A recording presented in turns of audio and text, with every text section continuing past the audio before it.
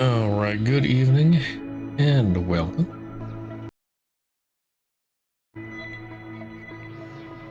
Back with some Honkai Impact 3rd. So last week we finished chapter 1 of Elysian Realm. Although there's still a bunch more remembrances to do. I want to do some of those. And then we can do chapter 25 EX, extra chapter, the Immortal Blades, and then back to the Elysian Realm. So, I'm not sure if we'll get to the start of chapter 2 Elysian Realm today or not. Depends how long the remembrances are. Do I talk to these people? Or is that like chapter 2 thing?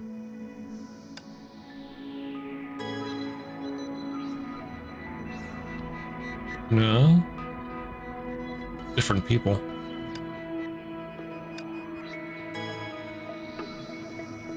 Okay.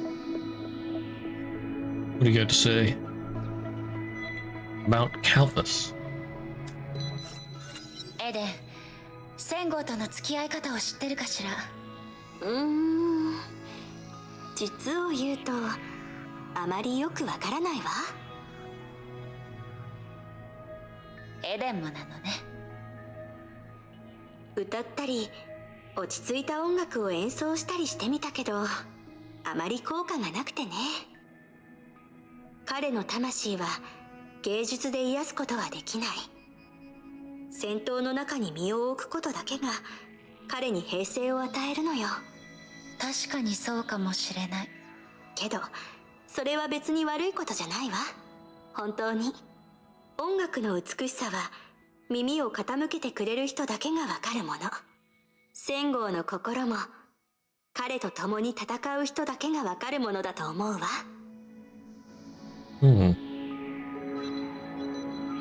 Oh, I need to put my little Fugi in there. There we go.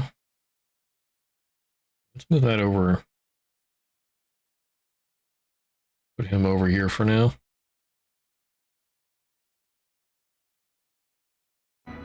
Okay. Oops. No!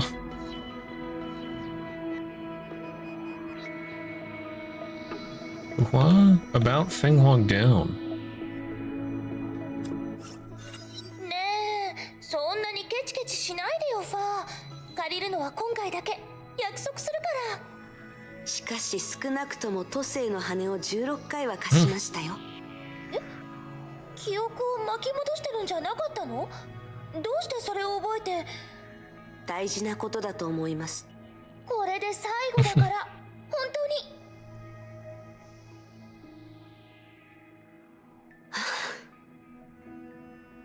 に。いいでしょう。ありがとうファー。エリシア、それを使って何をするか教えてくれますか？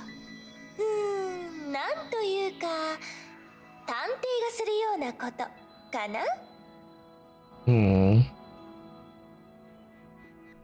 That's a little sus.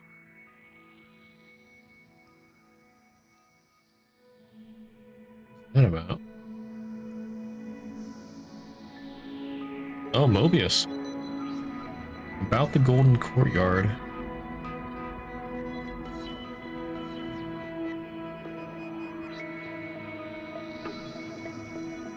Wait, does she?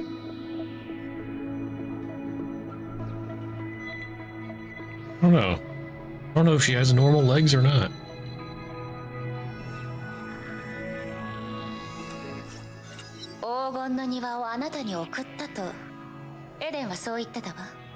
ああ、確かにそんなことがあった気がするわ。でも本当はそれよりも前からここで研究してたから、私にとっては部屋の表札が変わっただけって感じね。何？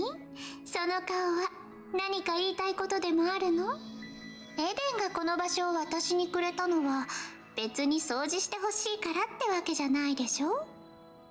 私は自分のするべきことを知ってるし、自分のできることも知ってるわ。それまではいろいろ制限されてたけど、エデンがこの場所を私にくれてからはやっと自由になれた。その点においてはちゃんと感謝してるから。Concern. 何か言いたいことがあるなら真相を知ってからにしてちょうだい。でもその前に、あなたが真相を探すため歩いている道は私が作ったってことを忘れないでね。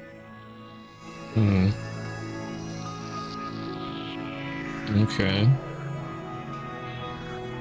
And how about the remembrance vessels?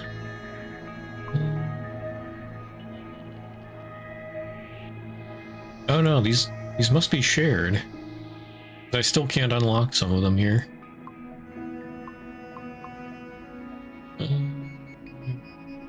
Buddha's memory? I guess I just didn't get to that one yet. I guess I'll go up to like level 5 for each of them.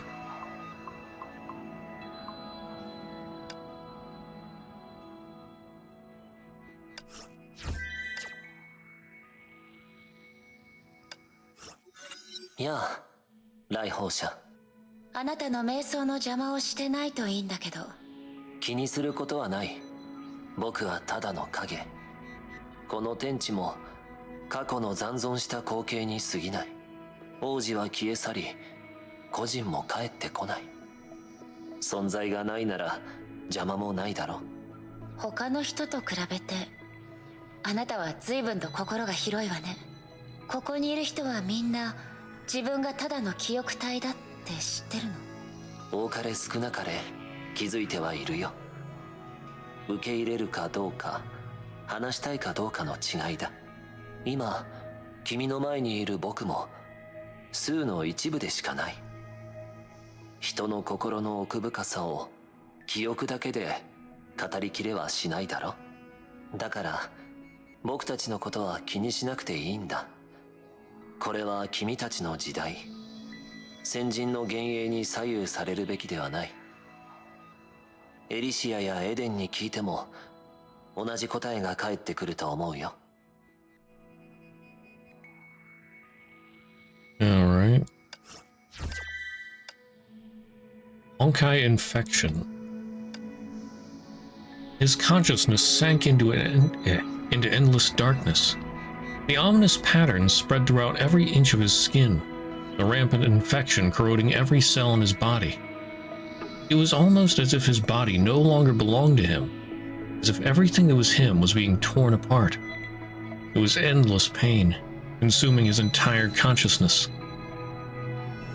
Then, like a comet, a flash of light whizzed by, scattering the darkness. It was a warm and familiar light, bright and burning. Yet strangely, it made him want to weep. What a lovely radiance. Sue opened his eyes, the whitewashed hospital walls and all too familiar smell of disinfectant, bringing him swiftly back to reality. He checked his hands in a panic. The purple lines that had spread across them before he fell unconscious were completely gone, as if they had never existed. This cannot be. Honkai infection. There isn't any cure for it. Unless... The one-armed man beside the bed swirled his wine flask, lifting his head up with a small smile. You're recovering quite well, Dr. Su. As you might have guessed, I've come up with a cure for Honkai infection. Professor, then why haven't you given it to others? Why watch so many people die? Ah, I see. The answer is simple. It's too expensive. Expensive? People's lives are priceless. The one-armed man's smile vanished. He lowered his head, fingers tapping the flask. Let me tell you how this medication is made. This antibody drug comes from a serum made from the bodies of the infected. Statistically speaking, we need the bodies of around 1,000 Honkai infection patients to produce the serum needed to save one person. One of the people who provided the serum that cured you is someone very important to you. The man paused and did not continue, but Su had already guessed the answer. Senior. The man nodded and turned to look outside the window. His voice was hushed now. Chief Physician Fall donated his body to the moths. He persisted for a long time after being infected, and so the antibodies within his body were far greater in number than those of most people. It was thanks to him that we were able to finish this vial of serum. I think he'll continue to watch over it, even from the hereafter. The man turned again to look Su in the eyes, his expression calm but stern. There are no miracles in this world, and magic does not exist. There are only countless people whose lives were taken by Honkai infection, and doctors who have trodden upon their corpses on the path to progress. Dr. Su, those precious antibodies flow through your veins now. The dreams of those 1,000 who died, which would never come to fruition, now rest on your shoulders. Do not grieve. Do not sigh.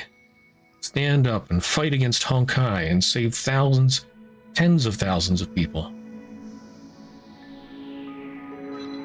Su gripped the bed's railings until the whites of his knuckles showed. The churning agony in his heart threatened to drown him, but he knew the man was correct. There was no time for him to waste wallowing in grief. After some time, he finally gritted his teeth and raised his head. The man gave him a small smile before extending his sole remaining arm. Your application has been accepted, Dr. Su. Welcome to the moths.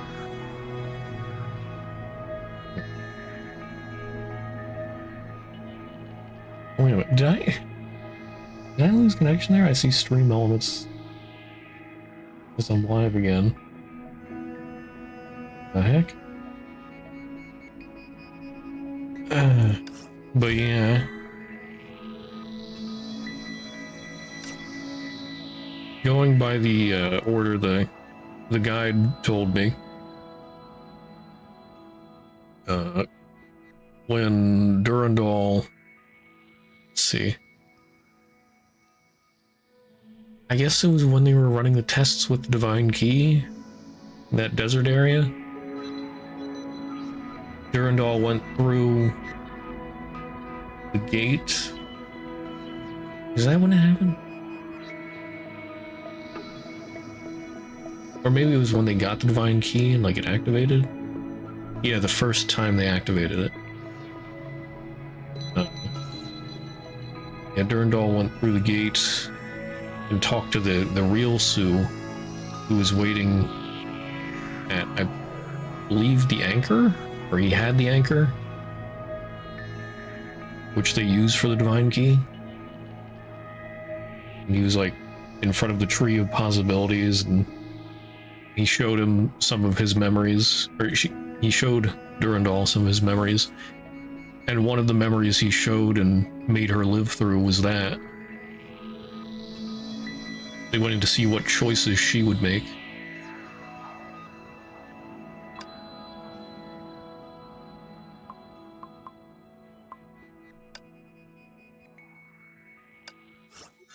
Yeah, 来訪者。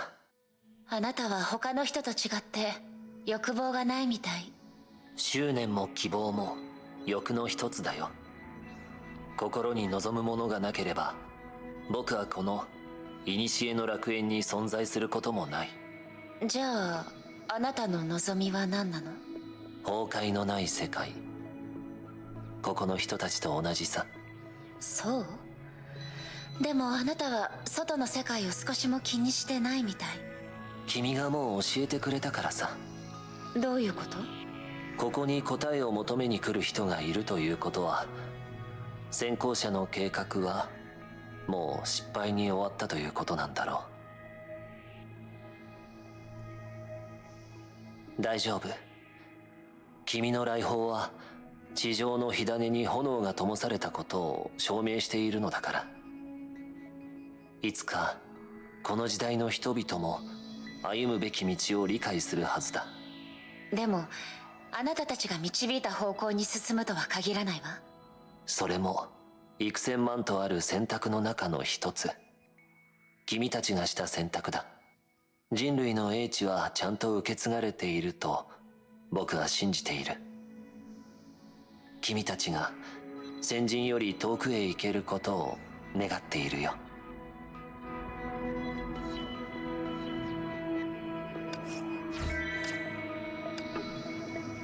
It. Observer 27 is ready. When the observation hub is activated, I will release the cognition cage and attempt to enter its dreamscape and locate it.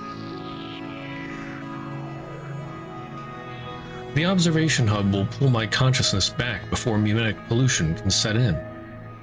Professor? Sue looked at the one-armed man outside the refining cabin, somewhat troubled. This was his teacher and also the founder of the 5th Science Department, and a veteran scientist of this organization. The one-armed man with countless titles under his belt lowered his head and swirled the wine canteen in his hand, self-derision and sorrow playing on his face. I really am becoming more of a fool the older I get. Can't believe I let Mobius turn my own student into a mantis. Now I'm sending him straight into hell with my own hands. Sue, if you do come back, I'll treat you to a drink.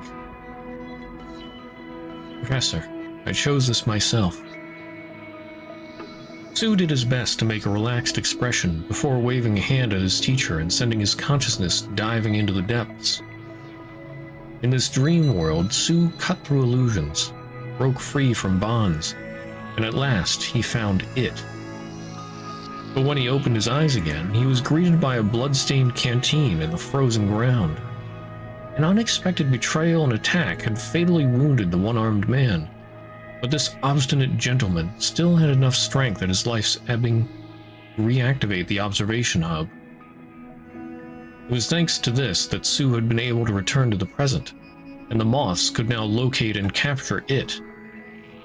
In the present, now free from mimetic pollution, the moths could at last call it by its proper name, the 8th Hersher.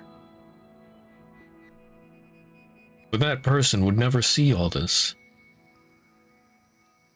Sue sat paralyzed on the ground, looking at the now cold wine canteen in his hand. He recalled the days and nights he had spent looking for a cure for those afflicted with Honkai infection. He recalled his joy when his teacher invited him to join the moths and research the Honkai infection together. But Sue, at last, realized that this was an incurable disease, for Honkai would never vanish. Honkai, the Hershers, once such foreign terms. Now they were the devouring scourge of this era's civilizations. Drinking isn't a particularly healthy habit. A familiar voice rang out, and the canteen was plucked from his hands. Sue raised his head and beheld a cold expression that he had never before seen on his old friend's face. We haven't much time to be depressed. They will continue to appear and threaten our civilization. Heaven. Sue, May hopes that you can replace Professor Spares as the head of the 5th Science Department and head to Moth headquarters to continue your previous research. I'm going to replace my teacher? If you don't want his sacrifice to be in vain, stand up and continue the fight. Humanity will defeat the Honkai, no matter what the cost might be. Sue opened his eyes wide and looked at his friend, whom he had not seen in 5 years. He wanted to ask questions, but he realized that he already knew the answers. And so, he said nothing in the end. He simply took up that slightly warped wine canteen before following Kevin outside.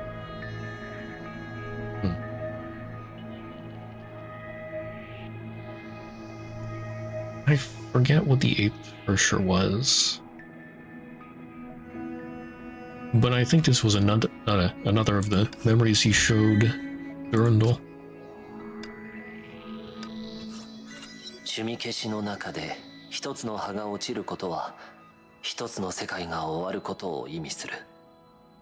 枯葉が落ち、消え、無存の海に溶けて無限法要になる。しかし、この記憶だけの世界では意味が違う。すべての景色が過去のものだからこそ、終末へと向かった世界は消滅の瞬間に停止し、記憶の中で始まりも終わりもない時間を繰り返している。僕にとってそれは終わりのない傾聴、瞑想、それと明記を意味する。命の帝国、死、喜びと悲しみを聞いた。世界の誕生、消失、繰り返すことを考えた。僕たちの善行、悪行、その全てを記憶した。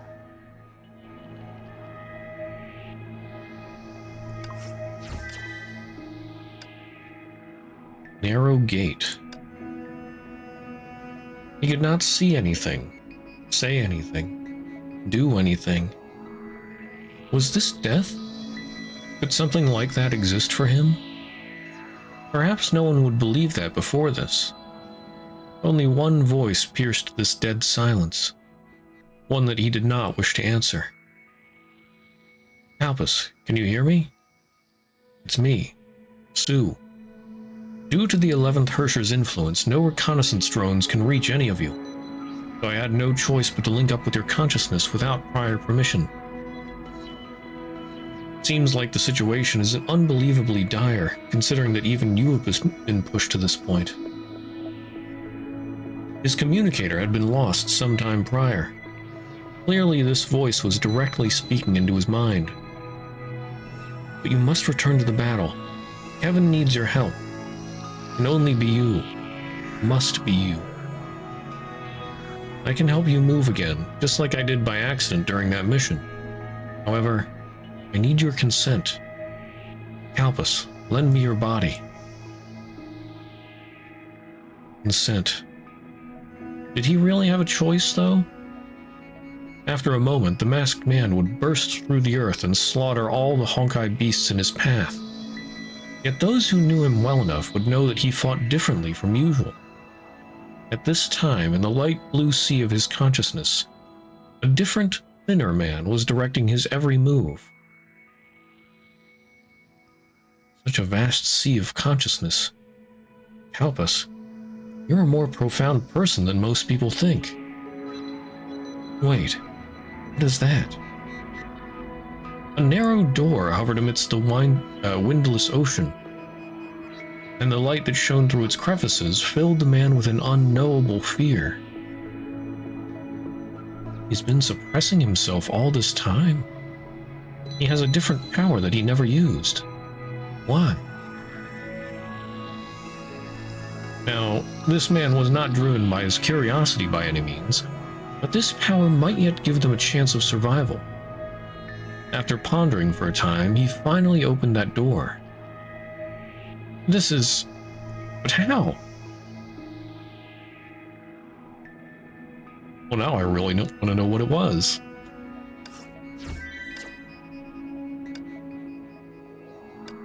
What was in Kalpas's mind? 君の心に迷いがあるようだね。言ってみてごらん。あなたとケビンは窮地の中。そうよね。火を追うがに入る前から互いに知っていたんでしょ？彼は僕の親友だ。ずっと。あなたたちの過去を見せてもらったわ。君のおかげで彼の未来を知ることができた。今でも彼はあなたの知る彼と同じだと思ってるの。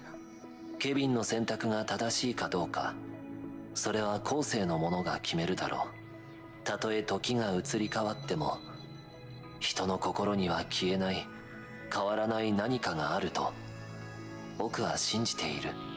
それも各社としての答え？これはスーとしての答えさ。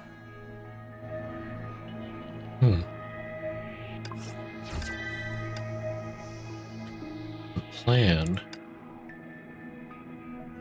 Project Stigma. It was likely the tone of surprise in his voice that drew Dr. May's attention from behind the screen. The dim light reflected in her glasses rendered her expression unreadable. Yes, we must prepare for the worst before our decisive battle with the final Herrscher. If we lose, we retreat to the shelters until the next civilization sprouts. Every pioneer will take charge of a different project to exhaust all possibilities. This is the last resistance our civilization can manage. Could this Project Stigma be? Yes, it's the project I'm assigning to you. It agrees with your research field, so I believe that you're the best candidate. But according to its forecasts, we'll sacrifice far more people than we can save. I know, Sue. This is the worst kind of project, so it's strictly a last resort. I know your conscience as a doctor disapproves of this project. Forcing you to execute it is essentially torturing you. He shook his head and let out a sigh. There was a brief silence, followed by the crinkling of the papers. I understand. I'll do it. After all, we have no other choice.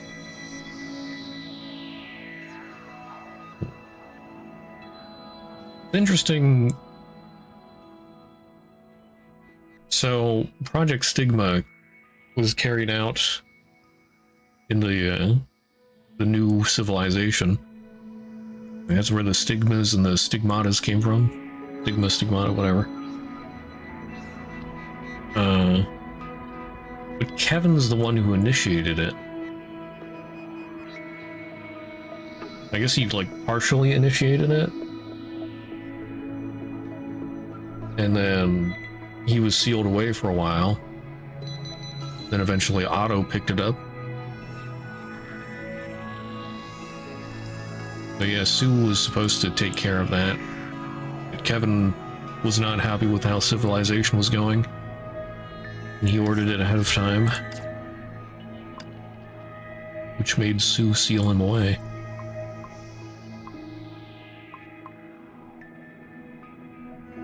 Okay, Sakura's memory. 刹那の刻印。こんな風に言っていいのかわからないけど、その意味を理解するのはなんだか難しい気がするわ。難しいじゃと？他の刻印に比べればかなり薄っぺらいではないか。私の考えではもっと深い意味があるはずよ。ただ私が理解できていないだけだと思う。いや、それは誤解じゃ、メイドの。刻印の意味は最終的にエリシアが決めておった。じゃがそれほど複雑ではない。以前話したように、刹那とは一種の技で、そこに含まれているものは一振りだけじゃ。わらわは生き延びるために様々な武術を学んできた。しかし結局のところ、わらわが持っている唯一のもの、そして最も役に立ったものはこの一振りだけ。理解できるわ。幅広く習得することよりも極めることの方がはるかに難しいもの。そう、それこそが刹那の刻印が本当の後継者を見つけられない理由なのかもしれぬ。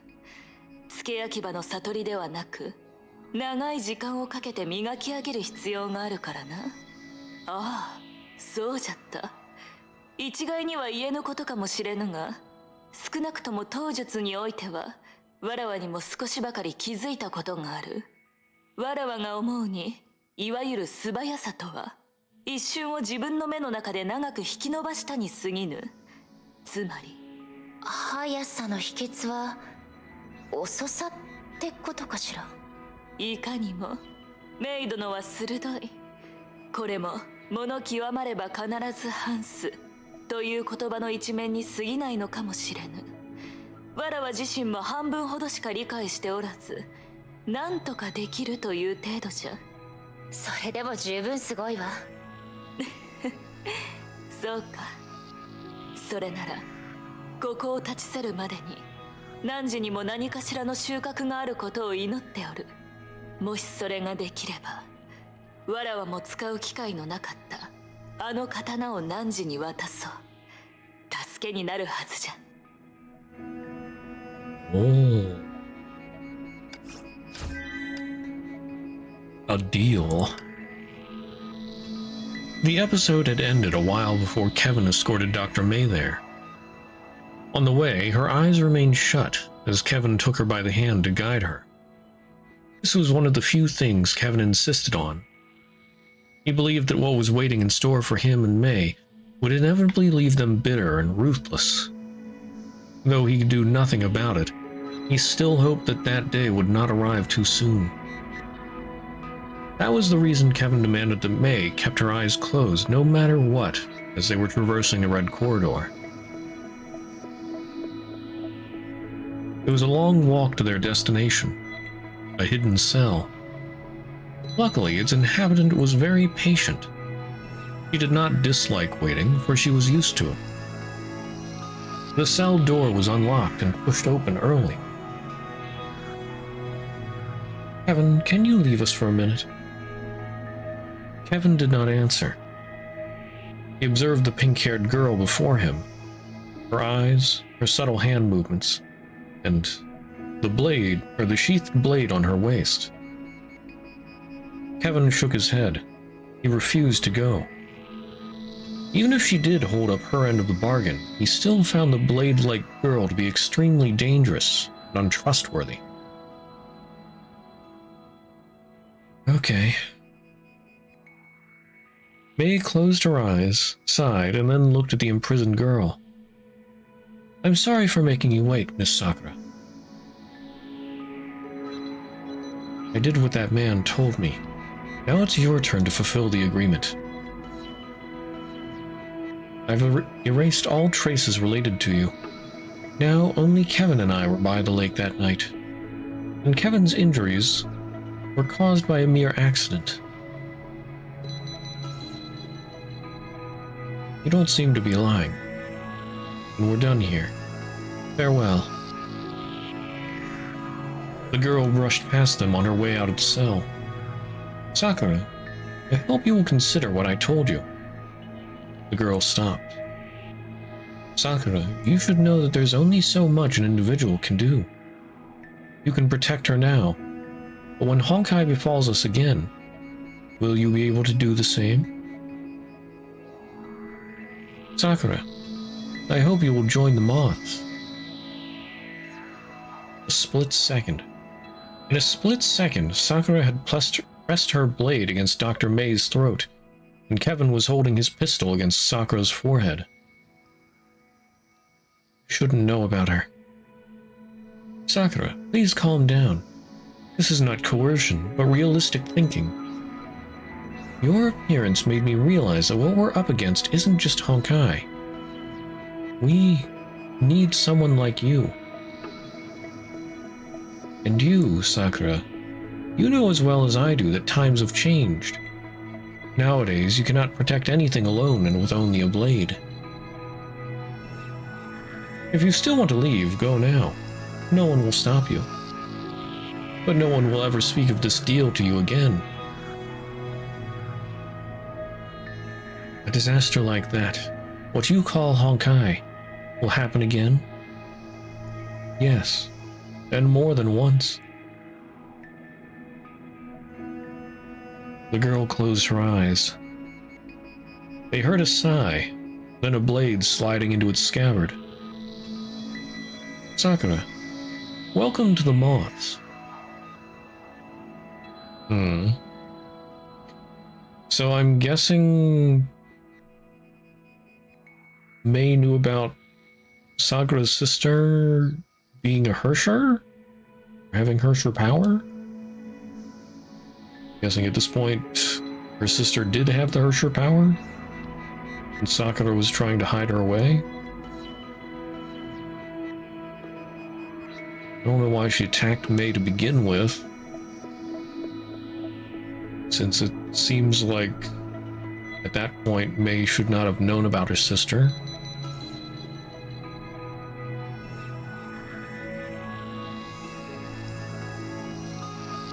But in the end, Mei failed to protect her.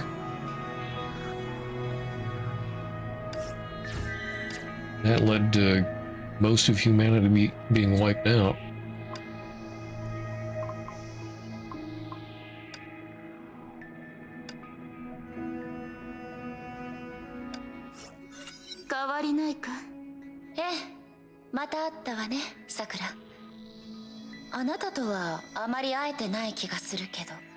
ああ、他の英傑とは親しい間柄ではないからの。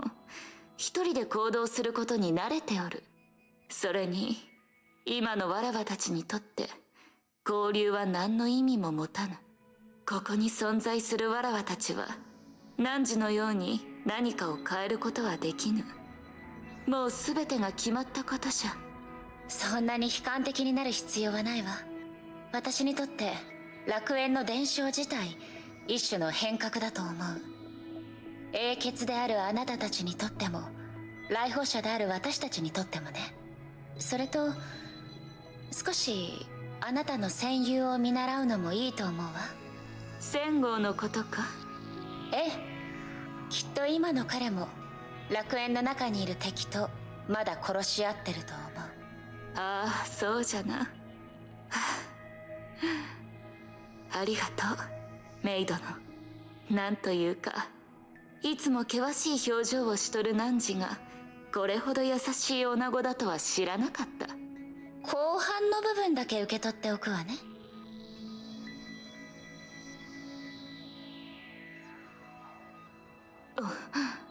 すまぬ。ああ、忘れるところじゃった。今日ここに来たのは、汝に贈り物を用意したからじゃ。受け取ってくれ。心優しい女子よ。これは花？ああ、花の名は忘れなぐさじゃ。昔任務が終わるたび、本部へ戻る前にこのような花を残すようにしていた。一種の儀式というか。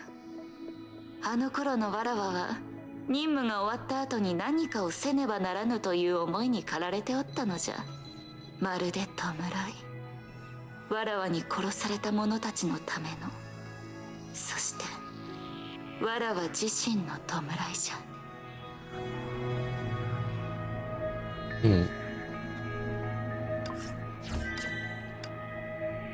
Forget me not.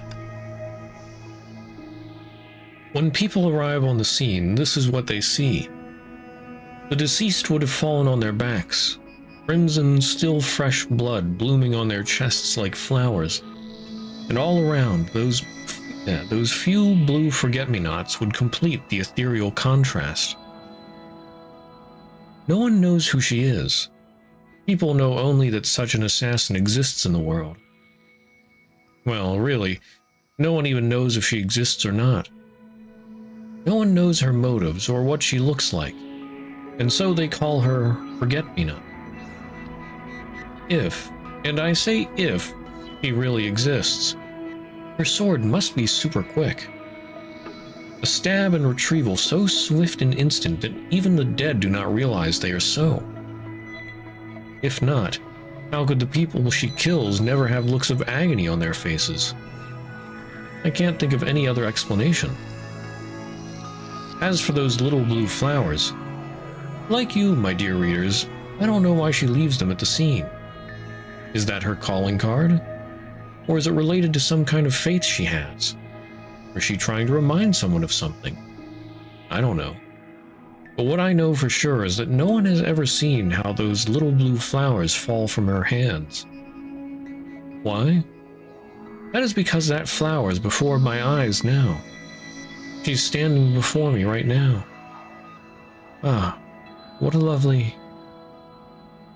An excerpt from Forget-Me-Not. A short... excuse me. A short literary article published in a magazine. Ow, big sis, what'd you do that for? It shouldn't be reading this sort of thing, Rin. Isn't it time for bed? I'm not a kid anymore. Come on, big sis, give me that book. I was almost done reading it. Killing and murder. You'll have nightmares if you read too much of this stuff, Rin. Well, not. You're always treating me like a baby. Well then, who was it who couldn't sleep by herself for several days after watching a horror movie? It was me. You're such a big bully, sis. Alright, go to sleep, Rin. It's really getting late. Good night. The bedroom light went out. Wait a moment, big sis. She suddenly grabbed her sister's sleeve. Please don't go. I'm a bit scared. What am I going to do with you? The two embrace in the darkness. Good forget-me-not. What sort of person do you think she is? Didn't I tell you not to dwell on these things, Rin? But I feel like I'd be too scared to sleep if I don't get it straight. The silver moonlight fell through the window, soft as the young woman's sigh. Maybe she's a normal person, just like us. Come on, that can't be. How can a normal person do what she does?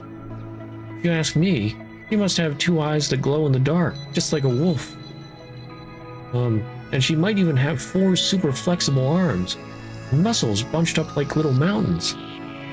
Actually, wouldn't that be too obvious? What do you think, sis? Huh? Go to sleep already, or I'm not taking you to the amusement park tomorrow.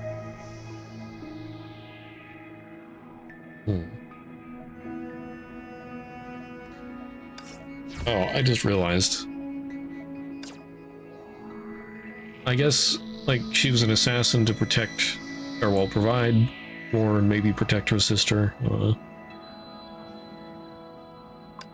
So I guess her sister, like, didn't show signs of being a Hirsch or anything. Just... maybe she hid her sister's existence just on principle. And that's why May shouldn't have known about her? I don't know.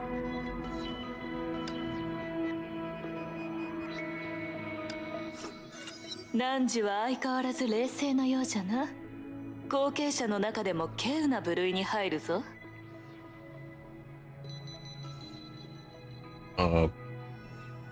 Voice actor? 確かに、汝の探索しようとする態度に比べると、ほとんどのものはかすめ取ろうとしておるように映る。顔には出しておらぬがな。彼らは皆、ここで何かを手に入れたいと思っておる。そのためなら手段を選ばぬし、犠牲になろうとも構わぬ。だから彼らは、汝よりもはるかに弱いのじゃ。In your words, they don't seem vulnerable. I can't say it's impossible for them to go further than me. 守りたいものがあるかどうかは見ればわかる。その点だけでも、汝は彼らと違っておる。人に本当の強さを与える者は、どんな時であろうと犠牲になりたくないと願う弱さに他ならない。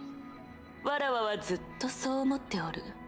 何かのために全てを犠牲にできる者は、怒りのない船のようなものじゃ。彼らの力は信用できぬ。Yeah? I beg to differ on this. In my eyes, weaknesses put you in a disadvantageous position. 構わぬ。意見の相違は避けられぬし、必ずしも結論を出す必要もないじゃろ。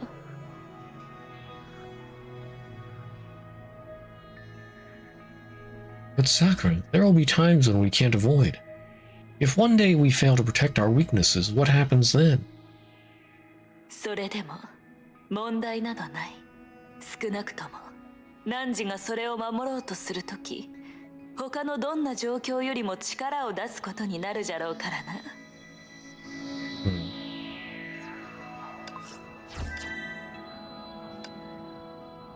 The cleanup. Could cleanup occur in complete silence? Perhaps not. But if one's footsteps were quiet enough that others could barely notice, we might actually think it is possible, right? The corridor was long, silent, gloomy, thick. They fell lightly, and so was their blood shed like falling flowers. Most of them had never committed a crime in their life. In other words, they were innocent. Oh my goodness. Dog, please.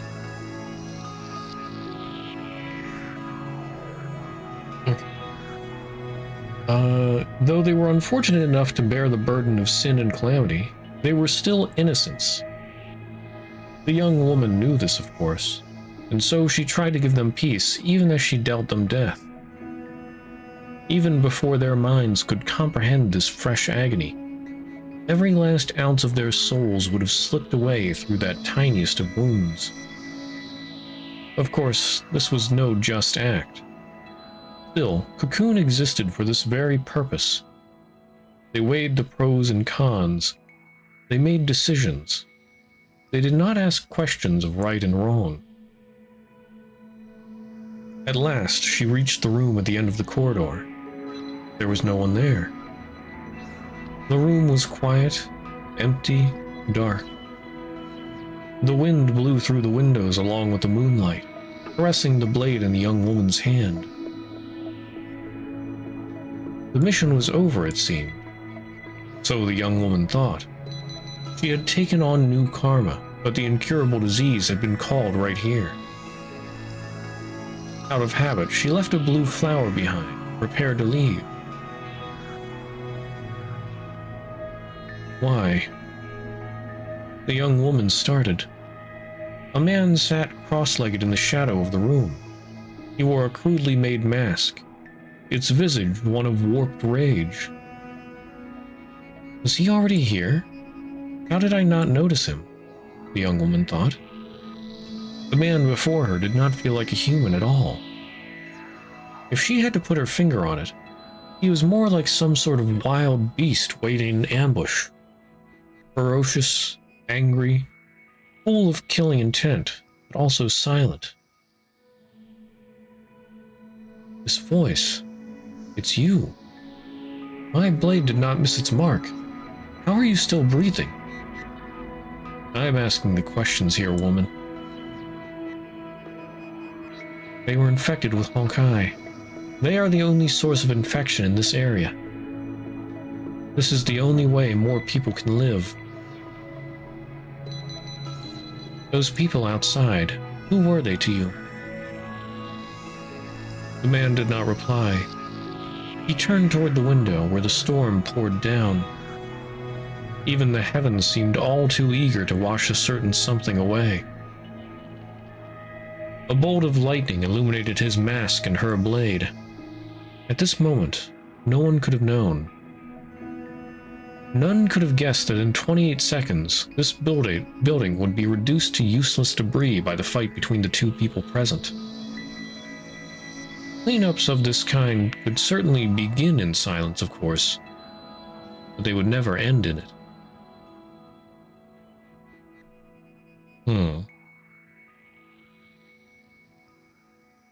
Okay. If she got rid of people infected with Honkai, that was Cocoon's job.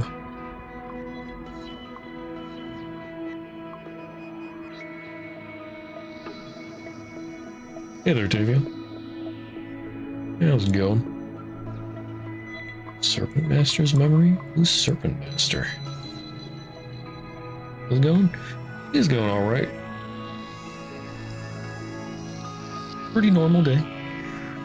Nothing out of the usual. Doing good there? Excellent. Serpent Master's memory. Oh, this is more, I almost said Morbius. This is Mobius. Oh, goodness.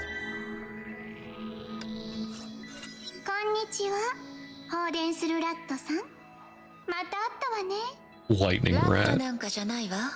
メビウス。それと、私の名前はライデン・メイ。ちゃんと覚えるように。へえ、小動物に名前をつけるタイプだったの？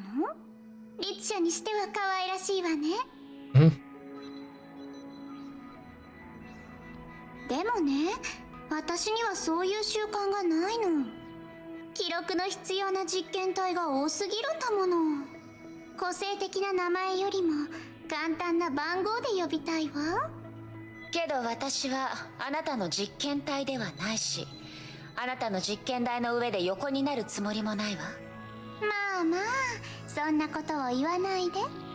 この楽園での旅はまだ始まったばかりよ。いろんなことを体験したら考えも変わるかもしれない。そうでしょ？いいえ、私は自分で決めたことを決して変えないわ。だったら楽しみに待ちましょう、律者さん。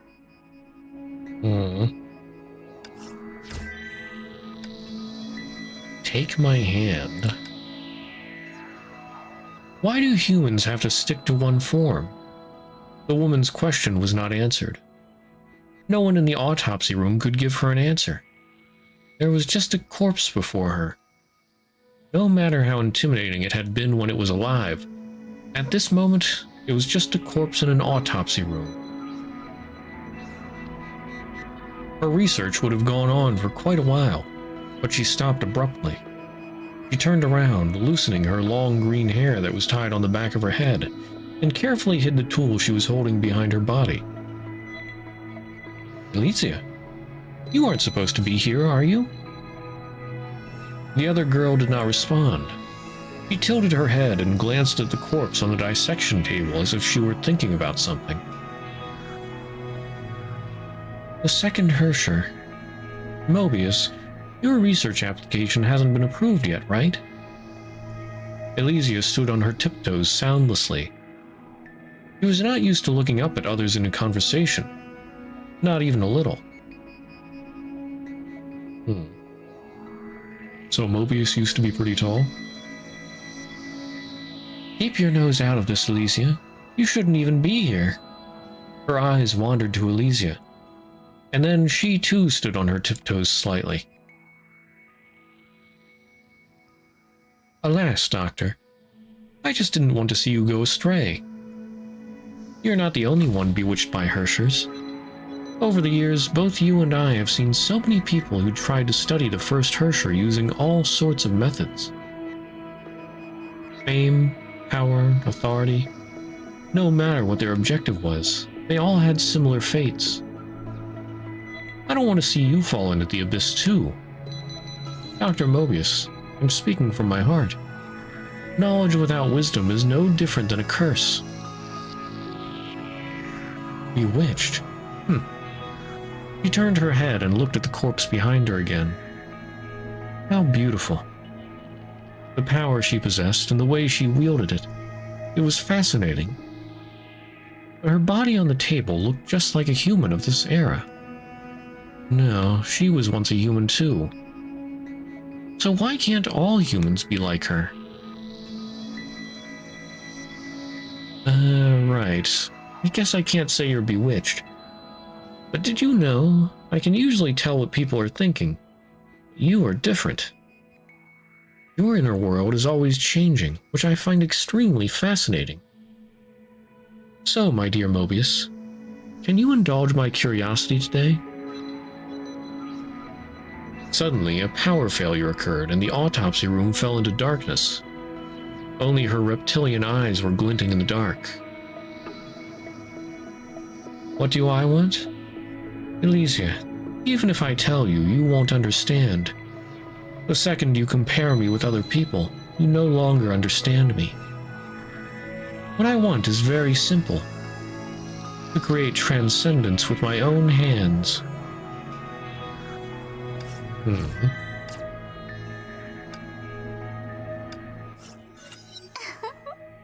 また完全なあなたに会えて嬉しいわ。考えが変わったと伝えに来たのかしら。私の実験室はいつでもあなたを歓迎するよ。放電するお姉ちゃん。子供のふりでは悪意を隠せないわよ、メビウス。あら、こういうタイプは好きじゃないの？他の人には聞くのに。相手を間違えてるわ。まあ、そうね。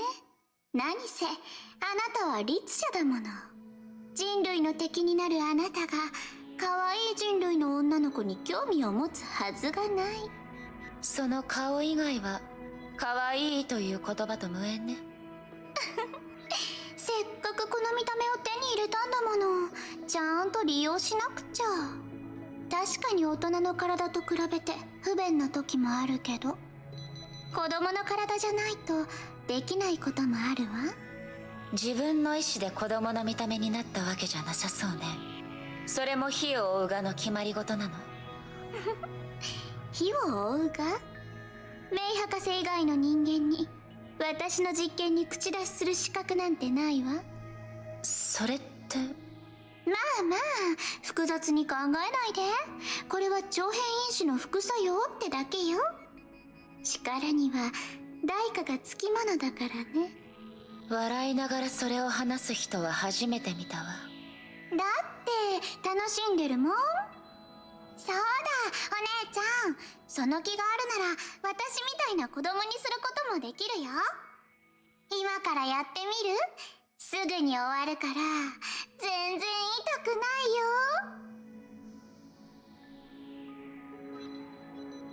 よ。興味はない。失礼するわ。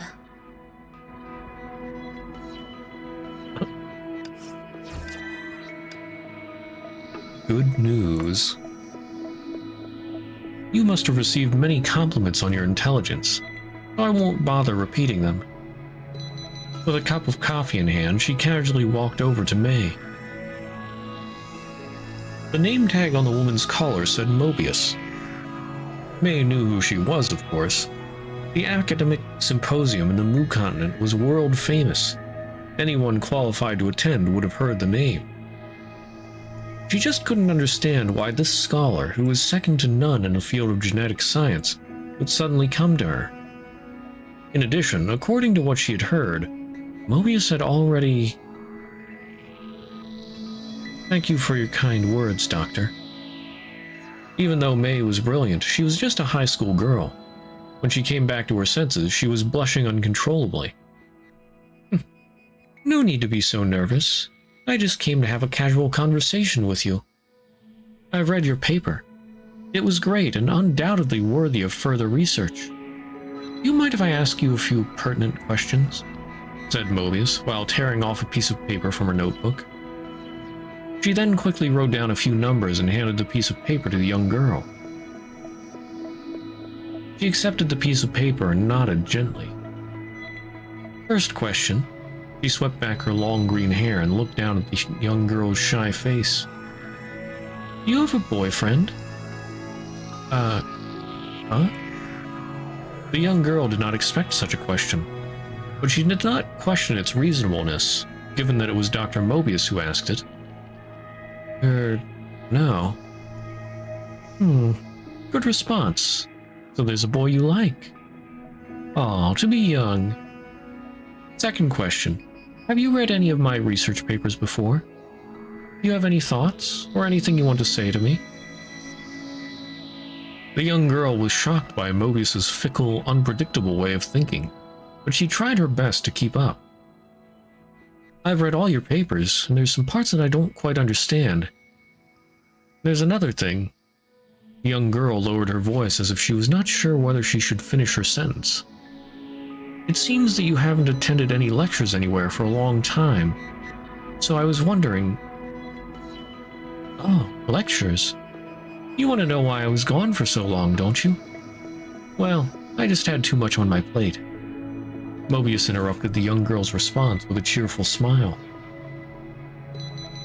If you still have questions about this, just give me a call anytime. That was my phone number on the piece of paper I just gave you. I don't have much time here, so let's make the most of it. They could come for me at any minute. Who are they? Oh, don't worry about it. Just work stuff. Don't mind them. Let's focus on our conversation here. Next question. Would you make yourself an enemy of humanity if it meant a brighter future for humanity? Huh? It all happened so fast. Her mind was still on Dr. Mobius's research papers. She hesitated because she had never given any thought to such a question before. However, her hesitation seemed to dissipate when she looked up and saw Dr. Mobius's deep reptilian eyes. The answer just came to her. If it does lead to a better future for humankind, she said, then I would do it. Very well. The next question. An untimely incoming call interrupted her. She glanced at her phone impatiently and then became even more irritated. She hated the caller, but she had to answer it. If you're busy, we can talk later. The young girl left understandingly after she pointed the piece of paper in her hand and gestured that she would call Mobius. Looking at the young girl's receding figure, Mobius picked up the phone, but her mind had already left with the young girl. Mobius, I believe I've warned you not to leave the moth's jurisdiction at will. Hey, forget about that. Want to hear some good news? I hope your definition of good news is in line with common sense. I found the person we need.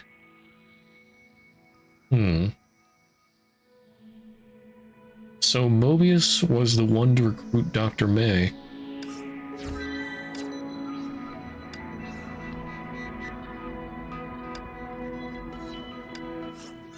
Ara, また会ったわね。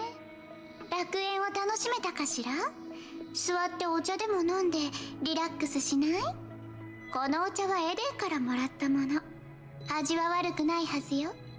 ここを遊園地のように思ってるのはあなただけよ、メビウス。まあまあ、そんなに気を張らないで、リッチャのお姉ちゃん。楽園の中にあるもの。あなたにとって別に危険なものではないでしょ？あなたと比べたら確かにそうだわ。もうそんなこと言わないで。別に食べたりしないから。面白い実験に協力してほしいだけよ。それに強要するつもりもないし。嫌だったらまた今度でいいわ。早めに諦めることね、メビウス。あなたの面白い実験には全く興味がないわ。私は興味津々だけどね。だってリッチャなんてレアな実験素材、使える数に限りがあるもの。あなたの実験の犠牲になった律者は少なくないみたいね、メビウス。人類が崩壊に対して徹底的に勝利するためには必要な犠牲が出るのも仕方ないわ。それに律者はみんな人類の敵よ。彼女たちに人類を救うって偉業に貢献してもらうのはいいことだと思わない？人類を救うね。メビウス、あなたはそんなことを少しも考えてないでしょ。あなたの本当の目的は死んだ者たちだけが知ってる。でも彼らはもう声を出すことができない。私の目的？人類を救うために決まってるでしょ。ただ人類という概念に対する理解は最初から微妙な違いがあるかもしれないわ。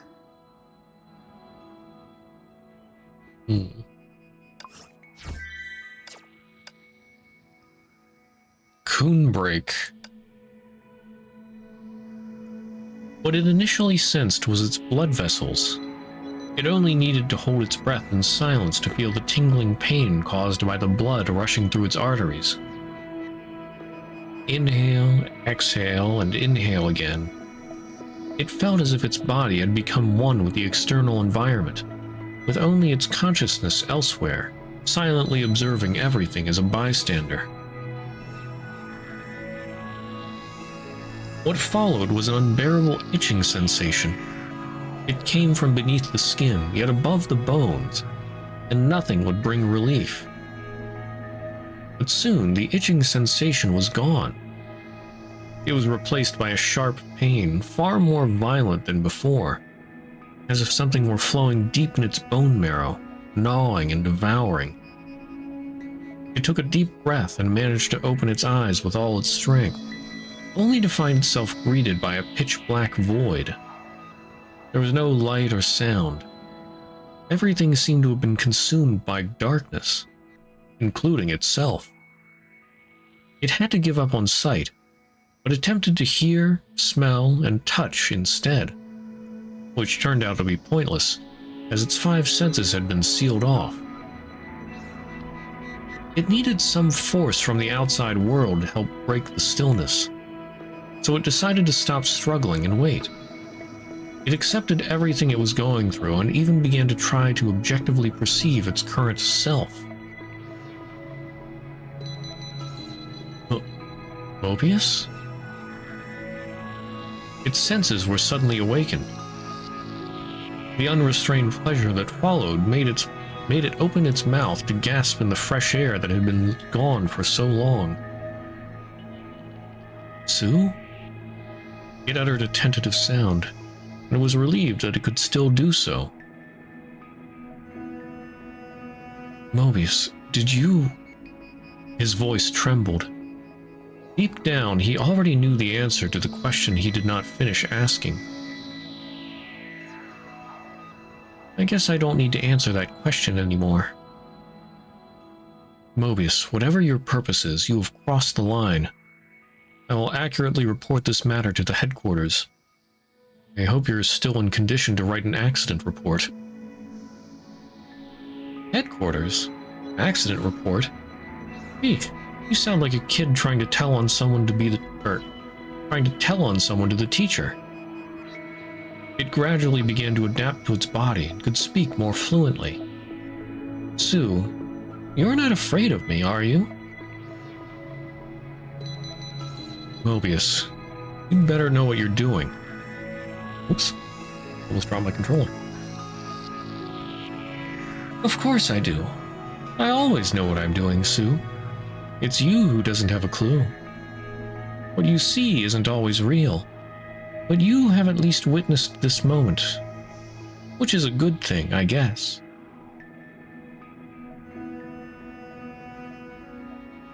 I guess this is when he became a moth?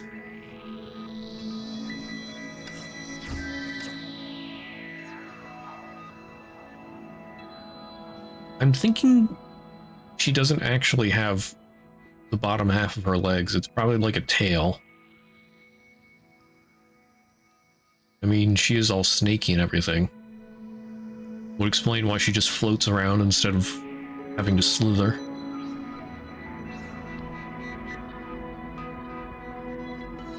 I think he's still here, right? Or... yeah, there she is.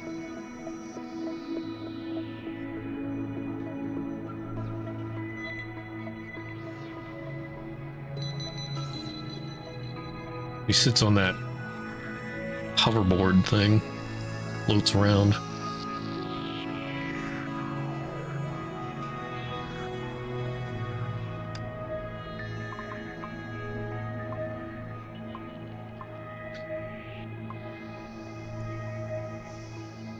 Was she...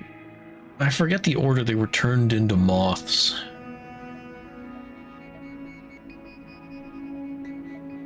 But anyway, I guess she wasn't supposed to do that. Turn herself into one.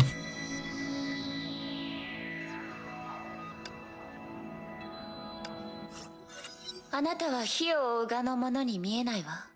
あら、そうじゃああなたにとって火を追う側のものはどんな感じかしら。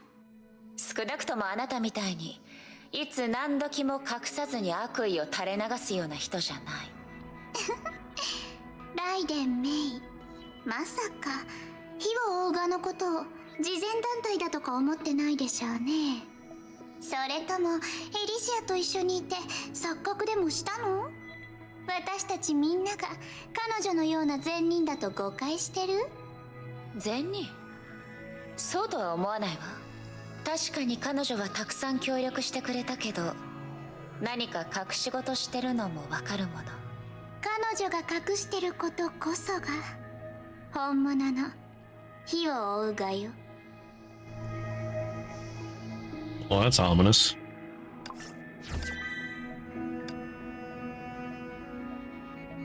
Beauty. The old you could have become a superstar too, Dr. Mobius.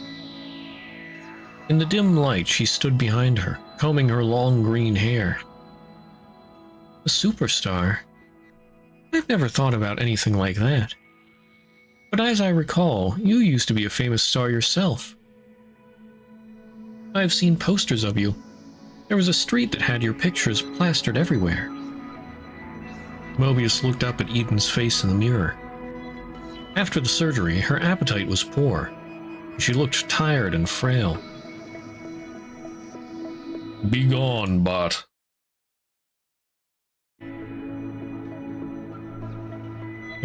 Looked tired and frail. That was a long time ago. She hung her head as if she didn't want to see herself in the mirror. Eden, what does it take to become a superstar? She didn't expect that Mobius would abruptly ask her a question like that. I guess it's beauty. Beauty.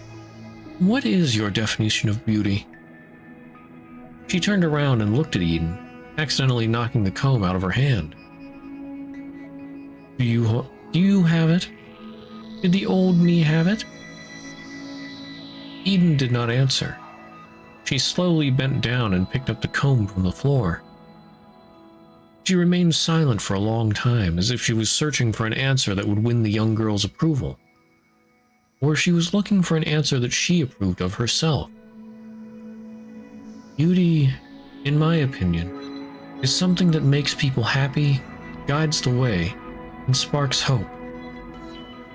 What do you think, Dr. Mobius? She did not expect Eden would ask her the same question. She thought for a while before responding. I think the most beautiful thing is the process of human evolution. First, it was just a cell, then an individual, a race, kind, and the survival, reproduction, and evolution of such a kind. Humankind has always been beautiful. And humans can become more beautiful. I always believed that. And this process is just as beautiful. You have a unique aesthetic sense, Doctor. Eden, you and I, we are both beautiful. In the dim light, Mobius gave Eden a rare, gentle smile. Not quite sure how to interpret that. In the shadow. Dr. Mobius, do you have an explanation for this matter? Explanation? What do you want me to explain? The young girl restrained in the chair gave a disdainful smile to the dozens of monitors in front of her. The truth of that accident? The reason why I did that? Or the method for recreating it? Mobius! You guys should see the look on your faces right now. You all look like you're about to explode with rage. There's nothing you can do about me. You look like the little kids whose parents refuse to buy them toys. No, even kids are a step above you. At least kids would admit that they wanted the toys in the shop window. You don't even dare to say what you really want. You know what we want. But you don't know what I want. Then tell us. We'll try to make it happen. I want to see someone. Dr. May. I want you to get her here to see me. Considering Dr. May's safety, cannot allow you to meet with her at the moment, Mobius. Then you will never know how to recreate that accident. Contact Dr. May and consult with her. However, even if Dr. May agrees to see you, Kevin must accompany her during her meeting with you. Can you accept this arrangement, Mobius? Of course. I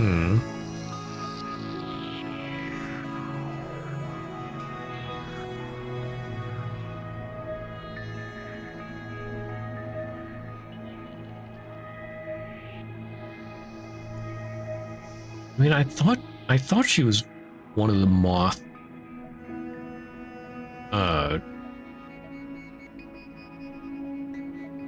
Well, one of the moth test recipients, whatever. Not a test. Treatment, whatever you want to call it. Augmentation. But it seems like she did something different, is...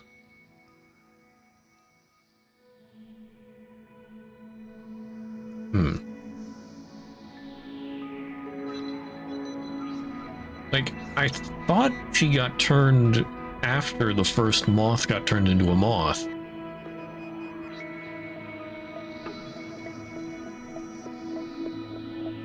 But I could be remembering it wrong. I don't know. We just have the soldier's memory left.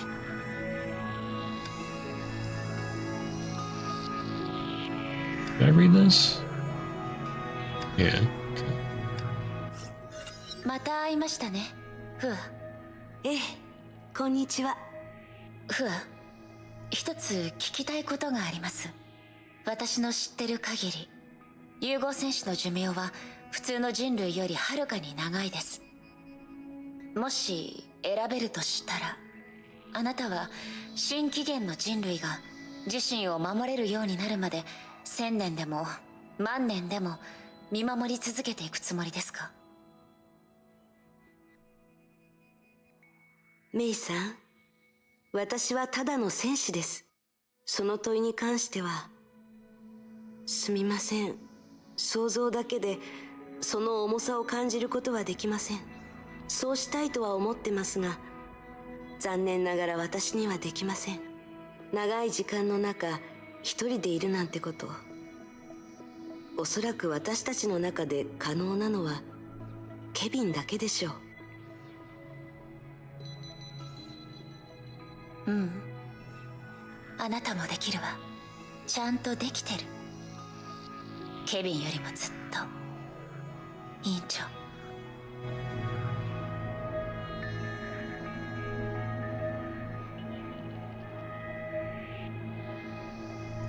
Oof.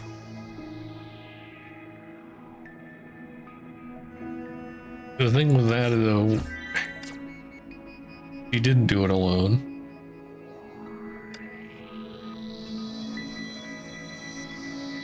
Yeah, Fuwa was only able to make it to where she got to today because her friends looked out for her before.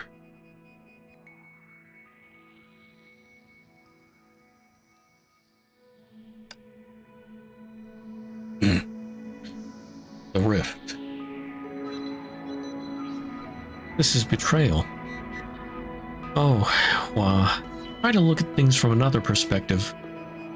If this is considered betrayal, then Dr. May has betrayed you as well. The 12th Hersher has pushed us to the edge.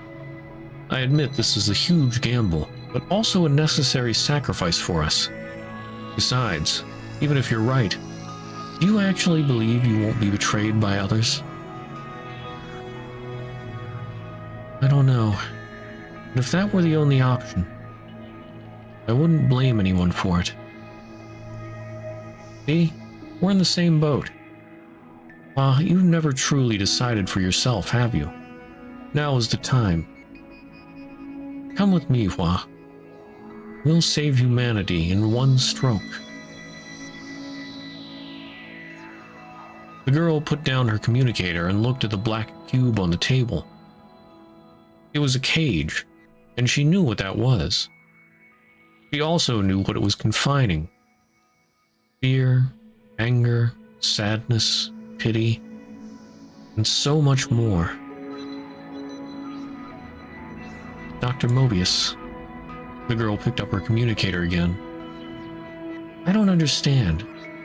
You never consult anyone before you set about achieving your ends. Why is this an exception? And if I accept, where do you want me to take it? You fought her with your own hands, Hua. Do you not know how dangerous she is? Even I have to be careful around her.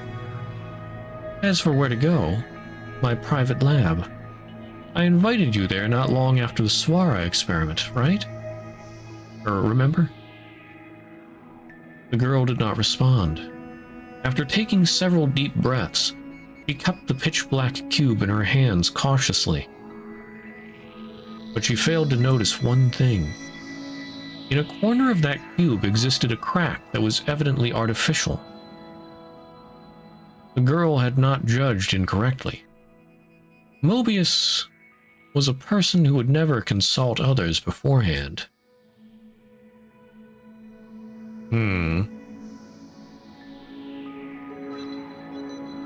I'm thinking that that is the cube that they trapped the Hersher of Corruption in. Maybe.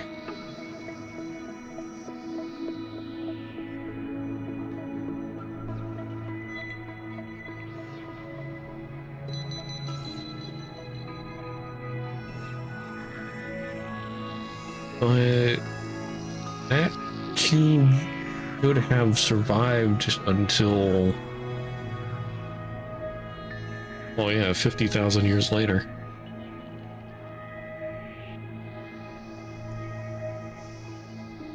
Or well, 49,500 years.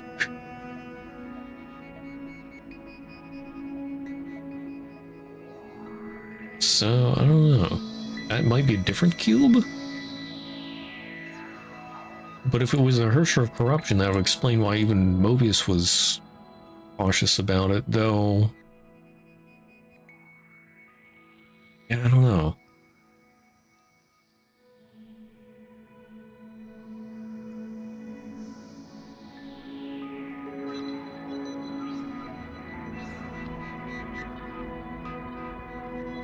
Why would you want a crack in it?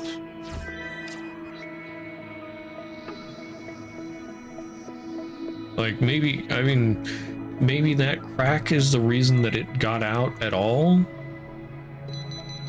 49,500 years later? Maybe it survived until then with the crack? And then that's why it broke free?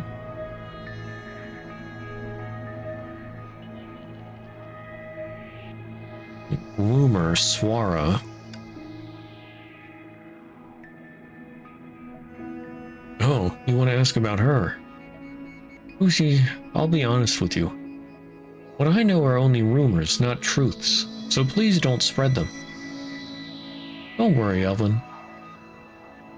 Well then, you've heard of the Swara experiment, right? Haven't you? Among those involved, she's the only one who's still sane. Her adaptability to Honkai energy is unmatched on base. Heaven? I can't tell, but as you know, that man is unreasonably powerful. I digress. It's said that although she didn't go crazy like the others, she's been hearing strange voices long after receiving the Swara treatment. what the voices were saying? I don't know. Maybe only Dr. May has any record of that. However, I heard that the voices might be the will of Honkai itself, trying to coax humans into becoming its worshippers, or something like that. Honkai has worshippers? There's quite a few. It's rather common in the rural areas. Any disaster can be deified, and Honkai is no exception. I remember one time when I was rescuing Honkai victims, I ran into a bunch of people who revered Honkai as a miracle. They made it difficult for us. According to them, being killed by Honkai is like returning to the god's embrace, which will purify their souls. Uchi, what are you doing? I'm asking if Nua knows about this. And what's Nua doing? She's asking everyone in the research work group if they know about this. Oh, Dr. Mobius muted her. Oh my. Rip Elvin.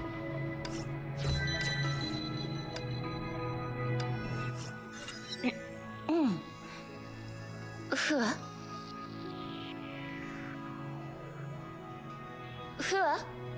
すみません。ぼーっとしていました。何か用事でも？写真を見てるんですか？ええ。無意識の習慣ですが、私にとってこれはもう何の記憶も呼び起こしはしません。ごめんなさい。プライベートな質問をするべきではなかったですね。いいえ、別に隠そうとしているわけではありません。この写真、これに関する記憶はもうありませんから。巻き戻しに問題があったのか、それとも最初からその記憶がなかっただけなのか。今、私と関係がある写真はそれだけです。まだしばらくここにいると思います。何か手がかりを見つけたら教えますね。気持ちはありがたいですが遠慮します。あなたも私の状況を知ってるはずです。記憶のために記憶を探すだなんてことがあなたの目的であってはなりません。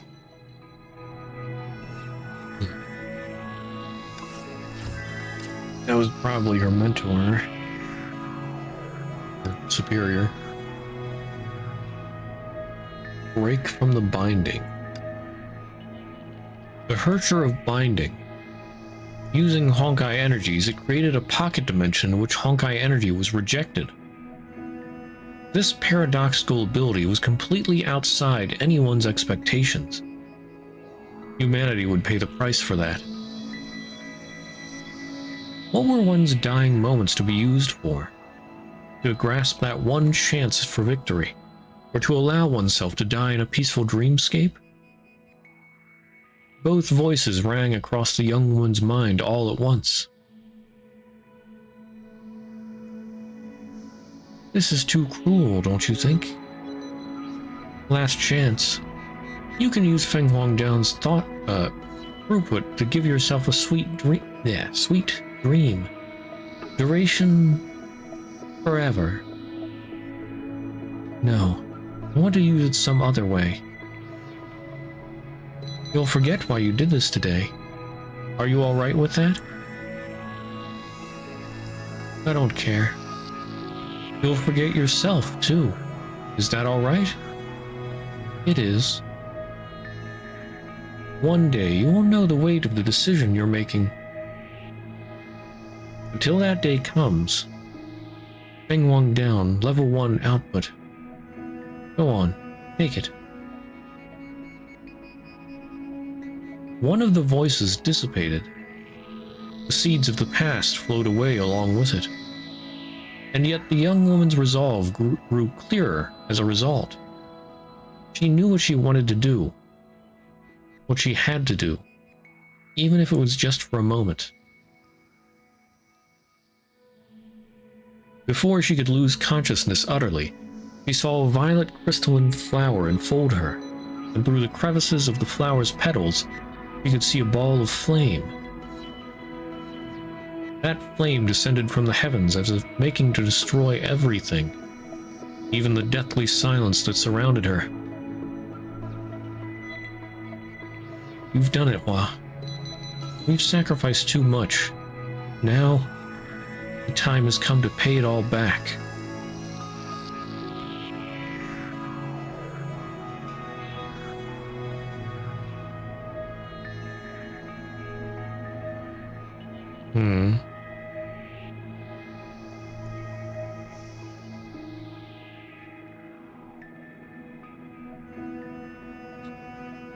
I guess she burnt some of her past memories in order to use Feng Wang down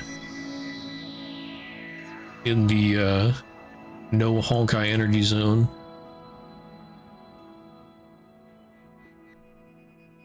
And I guess like use that to protect everybody. And then they were able to defeat the Herrscher of Binding.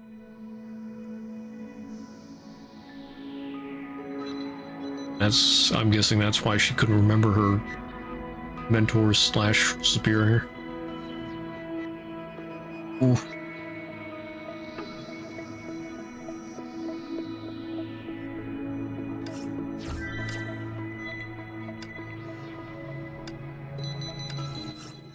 Hua, 一つ教えてほしいことがあります。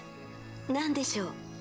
融合戦士を作った技術は火種計画の中には含まれていないみたいですが、どうしてですか？わかりません。でもこの技術は受け継ぐべきではないと思います。そういえばまだ他の融合戦士には会っていませんよね。いいことです。なぜならここにいる人たちのことを、英傑の高みを基準に融合戦士の全員を測るべきではありませんから。名前を残せなかった者たちの多くも数えきれない犠牲の中から選ばれた強者なんです。しかし彼らの作戦能力は才能に恵まれた人類の兵士が厳しい訓練を受け到達できる域という程度でしかありません。いえ、すみません。そういう人類の兵士はたった一人でした。軽率に結論を出すべきではなかったですね。普通の人間をスーパー兵士にするというだけでかなりの進歩に聞こえますが。それでも人々のヒーローに対する期待には及びません。結果だけ見れば融合戦士は成功とは言えず、崩壊の足並みを少し遅らせたに過ぎません。しかしその代価は多くの人たちの命です。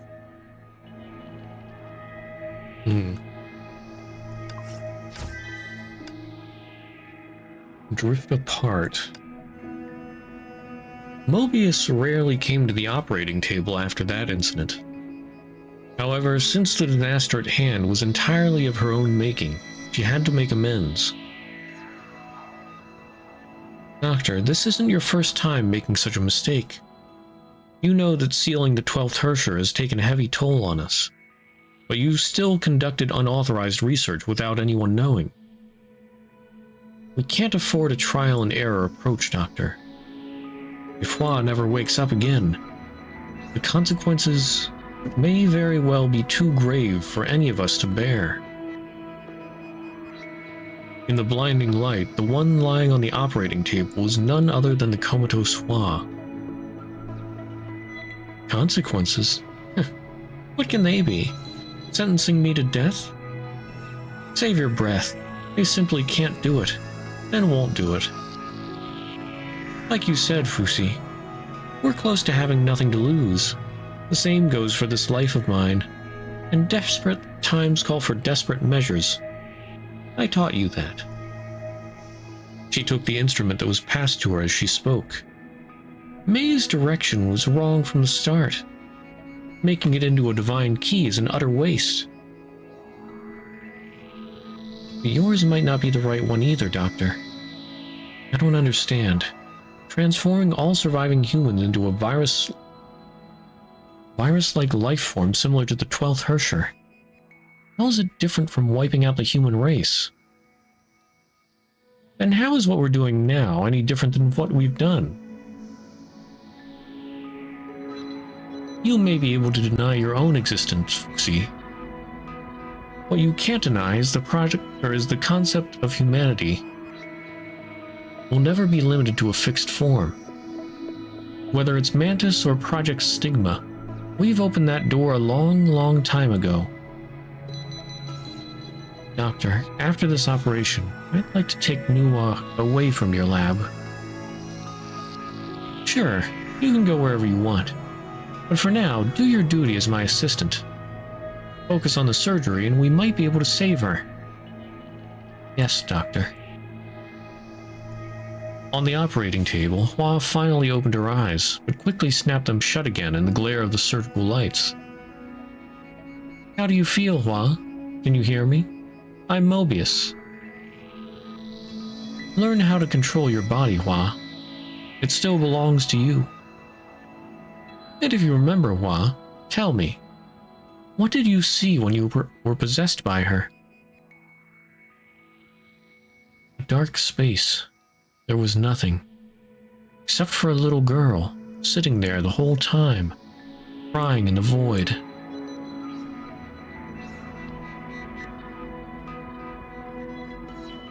Oof.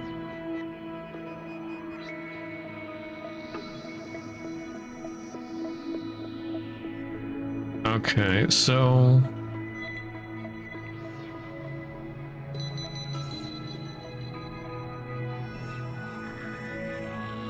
let's see.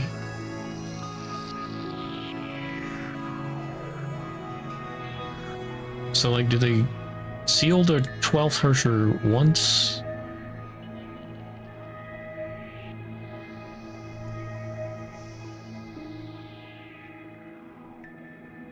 Well, this should be the Herrscher of Corruption, right?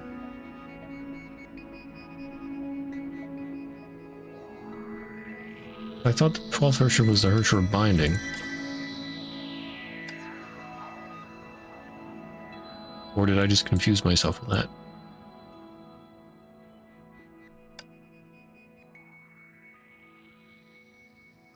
Well, the Herrscher of Corruption was one of the last ones. Like, what, the second last? So that would be correct, I think? Could be the Herrscher of Corruption. So, back... was that in... oh yeah, back a few things ago where Hua was holding the slightly cracked cube. I'm guessing that Mobius caused that and then it broke out again? And they had to recontain it? Maybe?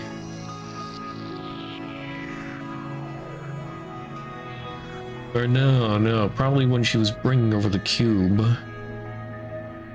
Like a little bit leaked out. And possessed Hua. It was not like she fully broke through. And then maybe they repaired the cube.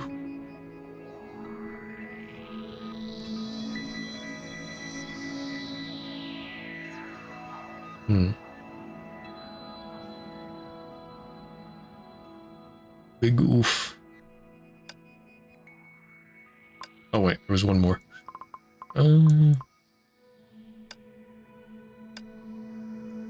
Psychotherapy.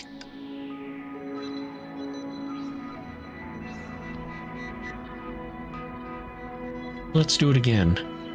Wow, you have to trust me. We can't make any progress if you're so wary of me.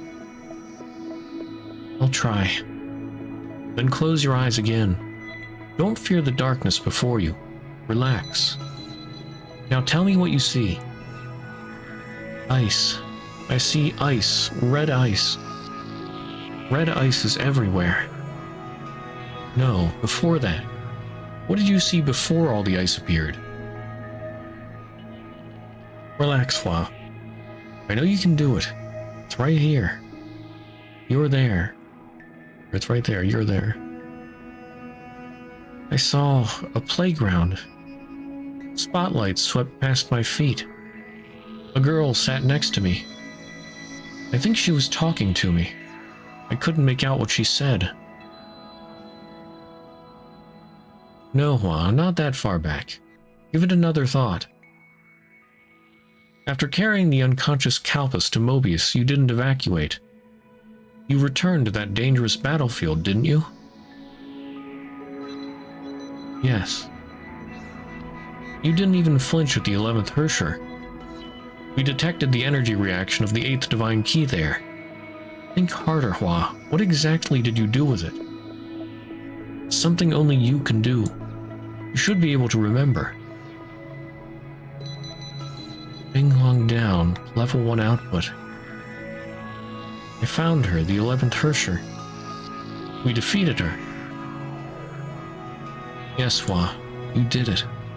You gave us the only chance to pull humanity back from the brink of extinction.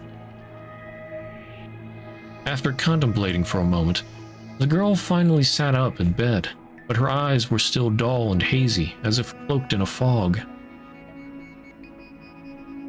So this is the price. The girl looked at her empty palm, and then the man dressed as a doctor. Her eyes were still rather empty, seemingly insensitive to her surroundings. Sue, how long have I slept? About 120 hours. Don't worry, Hua. It's all over. Welcome back. Pingwang Down's level 1 output. In all honesty, no one predicted it would damage the user's brain so severely. I'll do my best to help you recover, but it'll take a lot of time. What? Where are you going? The girl got out of the hospital bed and walked out of the consulting room. I want to go for a walk outside. Sue, there's still an outside, right? Well, we lost many things, but not everything. The girl left the consulting room. She had not been able to retrieve all her memories, which was the price she paid. And in fact, that was the only thing she remembered. So she decided to witness everything with her own eyes. To witness the tragedy that ended long ago. To witness her own role in the tragedy.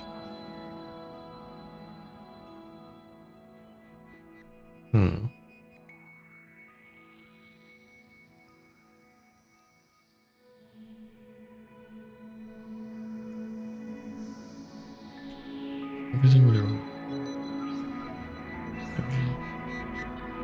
Yeah.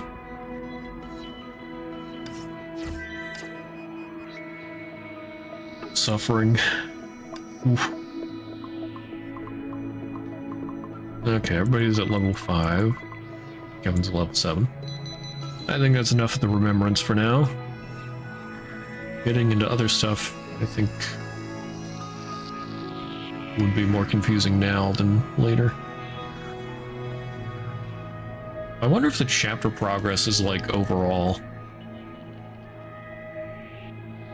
Maybe chapter 1 takes a huge chunk of it. Okay. So now that we've done all that, and we're done with chapter 1, there's an extra chapter for chapter 25. The guide is telling me to do that before going to chapter 2 of Elysian Realm. For some reason, it's hidden here with chapters 26 to 28.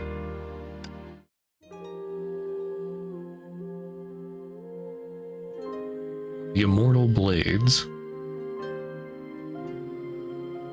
But before we start that, I need to take a bathroom break.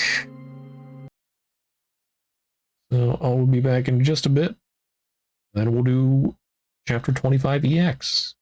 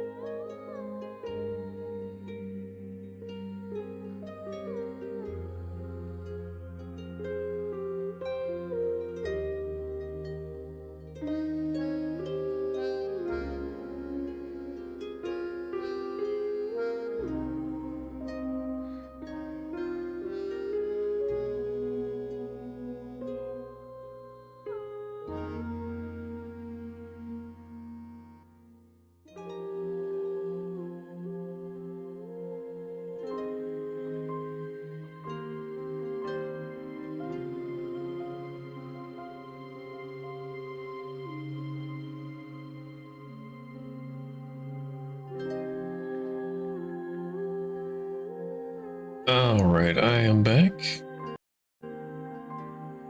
20 chapter 25 EX. Oh, and like chapters 26 through 28, thus spoke Apocalypse. That should be interesting. Look forward to seeing what's going on there. Okay. Act 1, the experiment and the mission. What's past is prologue.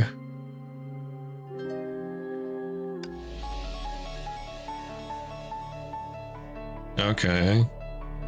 So there is the updated set, or the updated armor that Durandal got from meeting Sue in Sea of Quanta under the Tree of Possibilities.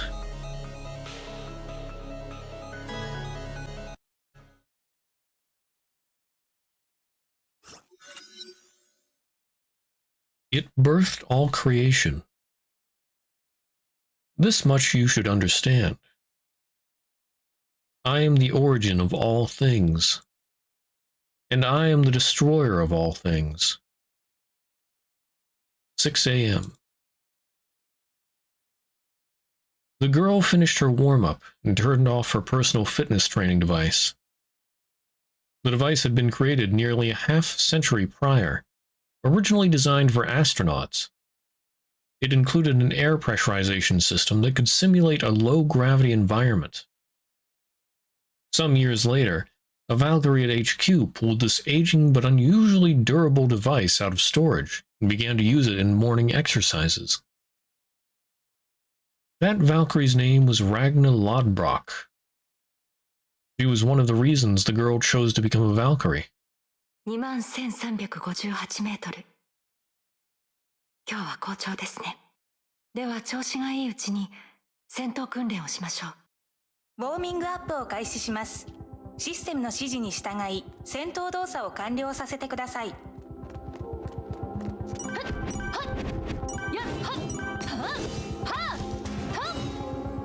Okay, that's pretty cool. Astro Flyers, what?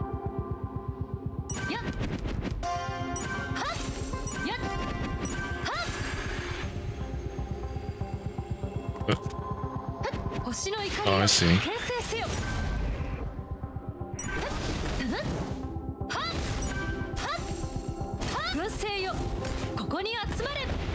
Holy cow. 終了。ここから先はご自由に敵を撃破してください。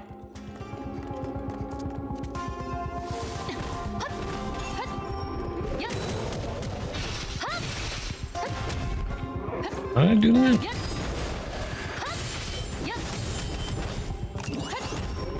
Okay, so that's... Wait, what? How do we...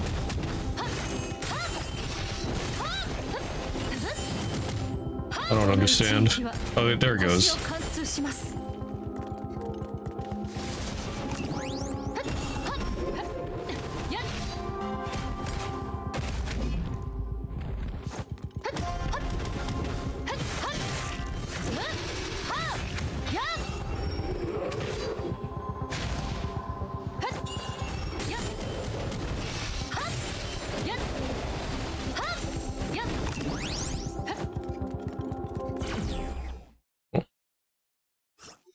戦闘訓練が終わった後、少女はいつものように趣味消しの元凶に入った。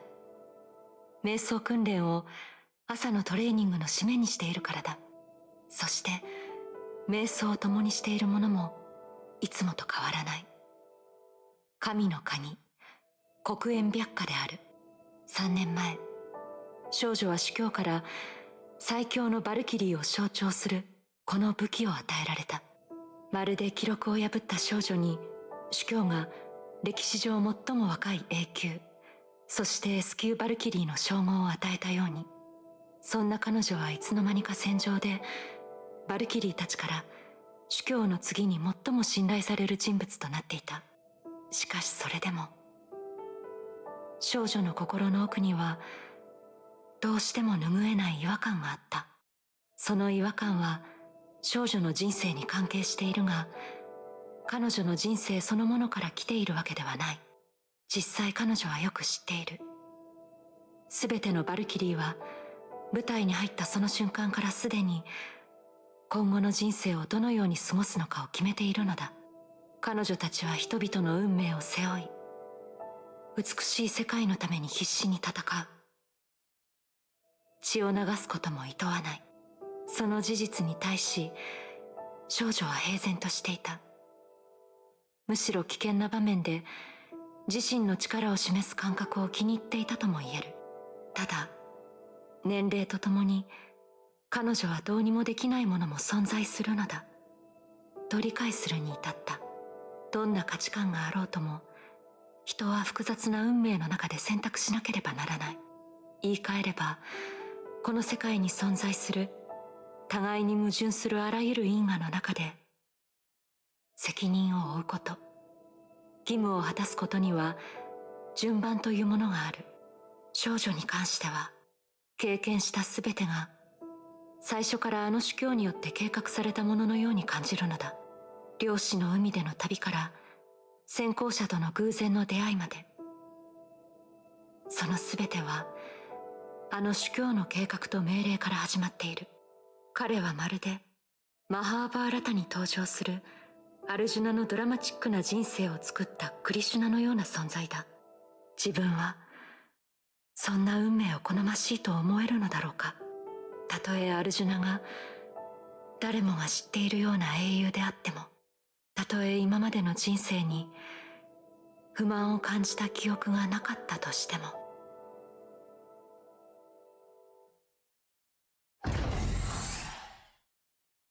ビアンカ、ただいま。A familiar yet unexpected voice shattered the silence of her meditation. おはようございます、主教様。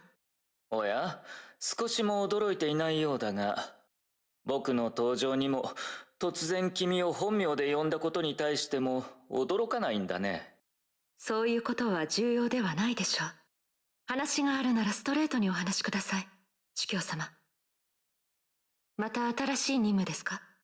この間にあったことはきっと琥珀さんとリタから報告されていますよね。表向き主教様はまだ行方不明になっていますが。そういうはっきりとした物言いを聞くと、まだデュランダルになっていない頃のビアンカを思い出してしまうよ。女性は大人になると変わるとよく言うけれど、君に関しては本当に幼い頃の面影もないんだね。中身が変わっていなければ十分ではありませんか？口数に関してもポーカーフェイスに関しても何かに影響するようなものではありません。理屈は間違っていないよ。でも孫にも衣装という言葉もあるじゃないか。今日服を着替えたかのように、次の仕事に向けて君には気分転換が必要だ。なぜならデュランダルという名にふさわしい使命を果たす機会がやってきたんだから。準備しておいてくれ。30分後、世界の泡を虚数の木に接続する探索実験を行うぞ。主教は意味慎重な笑みを見せると、軽快な足取りでその場を去った。顔色一つ変えずに誰もが驚くような情報を口にする。それは自由奔放な彼が好む伝え方だ。12歳の頃から背負ってきたあの運命と一生を共にする。少女はそう思ってきた。何せ漁師の海の中にある世界の泡を虚数の木に戻すだなんて行為は決してたやすい話ではないからだ。世界は虚数の木に芽生え、繁栄し、凋零し、そして最後は漁師の海に沈み消滅する。それが自然現象である。3年前、事態は最初の転機を迎えた。主教は虚数の木に関する自身の研究成果を少女とその副官に教えた。主教が言うには、少女たちの私的な目標は彼の最終計画があれば達成できるそうだ。そして2年前、今日と少しだけ似ている。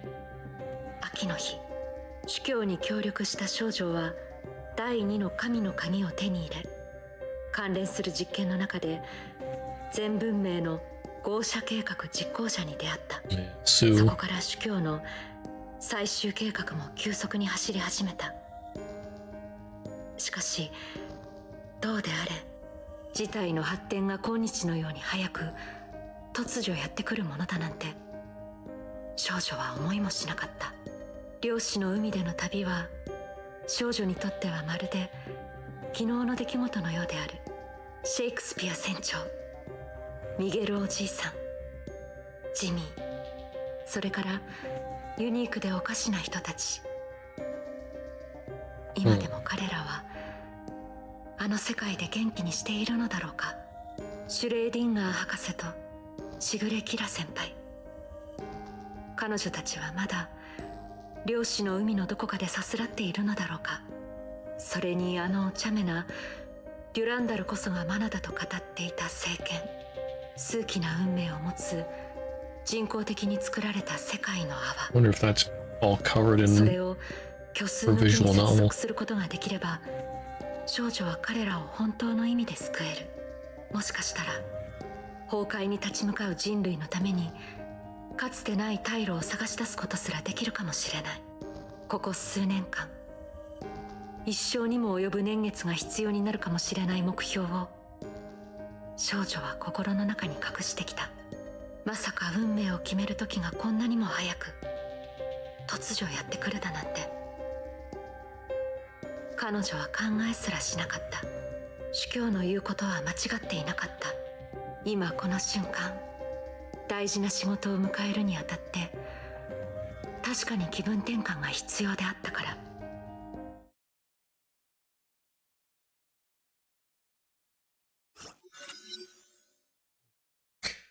When the girl entered the S-rank Valkyrie command center, a familiar figure had already arrived.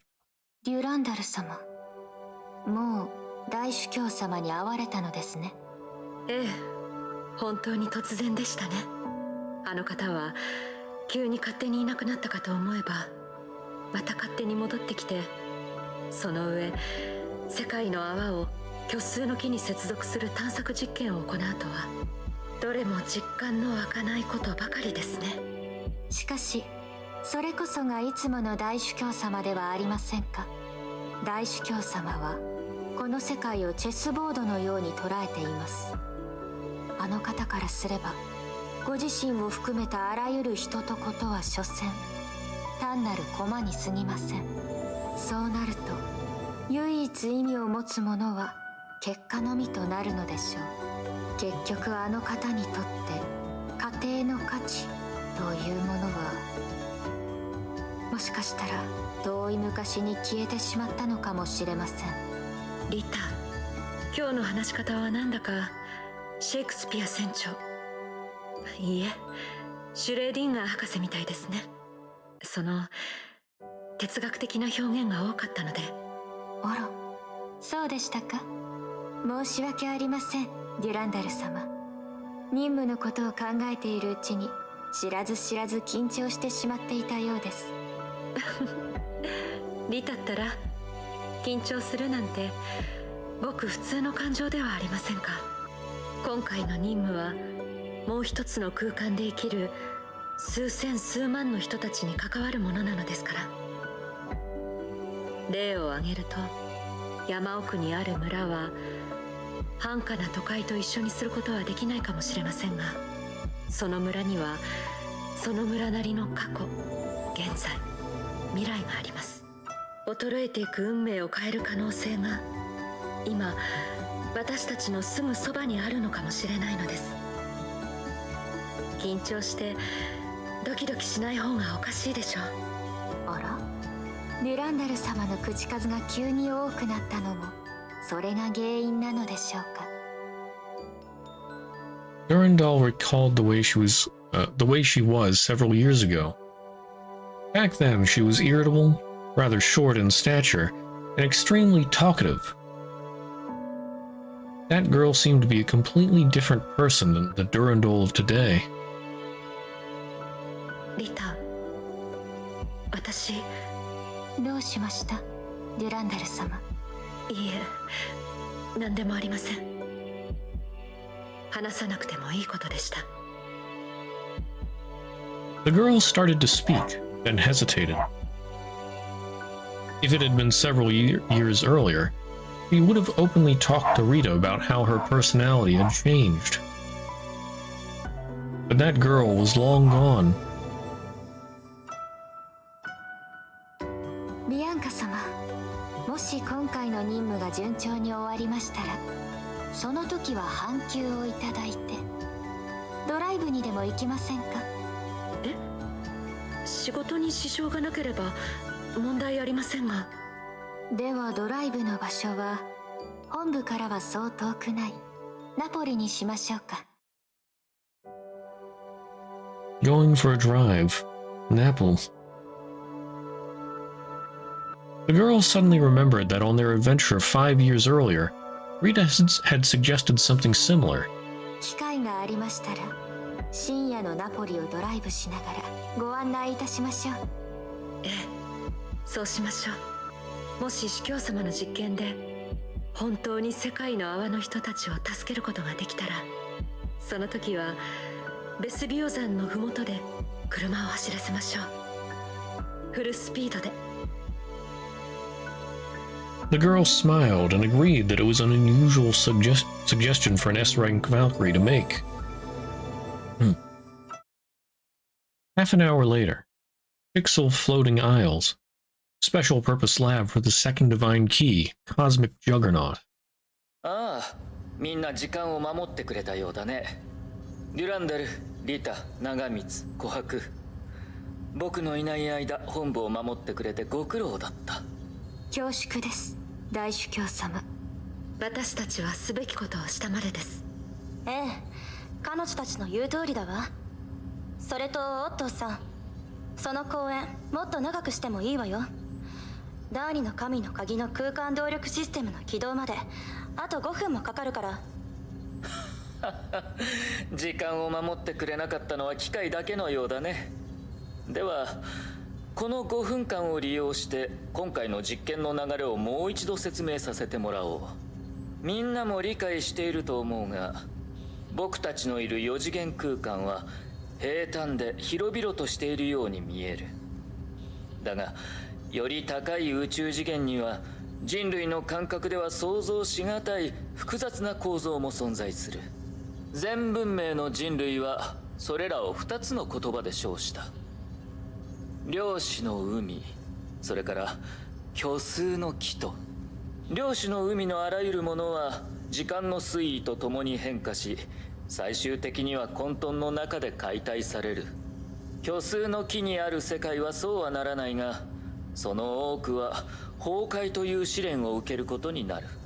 それは時間という概念において二者の間に本質的な違いがあるからだ。しかしそれらは今日気にするべきものではない。今日の実験はある技術の検証を目的としている。僕たちは量子の海の中にある世界の泡を虚数の木に接続し、消滅する運命の変更を試みる。第二の神の鍵を十分に研究し、ヨルムンガンドの技術支援も得た。そんな今だからこそ天命はこの技術を掌握しなければならない。そうすればそう遠くはない未来で君たちは世界の運命を。空間動力システムウォームアップ完了。オットーさん、いつでも実験を開始できるわよ。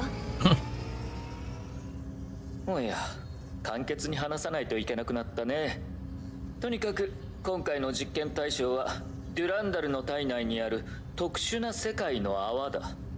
僕たちは量子の海から出発し、虚数空間への通路を見つけ出す。そしてそれを虚数の木に接続するんだ。そのためデュランダル、君は第二の神の鍵で作った高次元空間の入り口に入らなければならない。はい。今回はアップグレードした空間新鮮機関装置ゲニウスプラスを用意した。遠隔支援を担当する長光はそれを利用し、複雑な空間環境の中で君との通信を維持する。承知しました。今回の実験は非常に重要だ。そのためリタ、琥珀、君たちにはここで全ての管理や調整を担当してもらう。そして僕はデュランダルと共にこの実験の最前線に立つ。はい。正式な場で共に戦うのはこれが初めてだったね。あとはよろしく頼むよ。バルキリー、ビアンカ・デュランダル・アタジナ。 So, okay, so there's a bubble universe inside Durandal? E equals MC squared. I feel like this was mentioned before somewhere. Like that's where she gets her power from or something. Huh, okay. What was that about?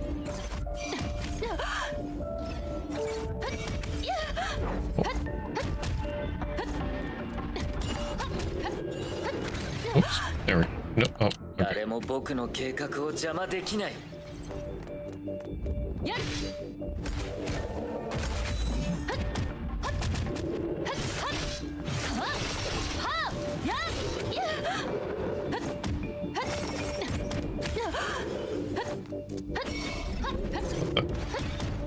They just be disappearing.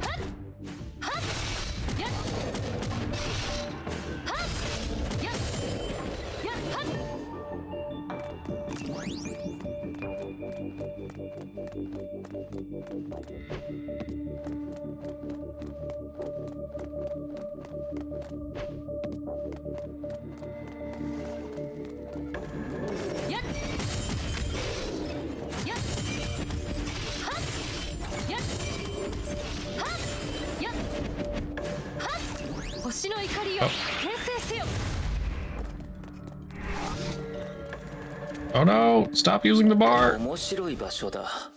Oh darn it. 現実世界に存在するバラバラな情報がここで再び整合され、独自の構造と規則を確立している。所詮人の一生もそういうものだ。有限の時間の中で触れられるあらゆるものを吸収し、最終的に独立した思想と人格を形成する。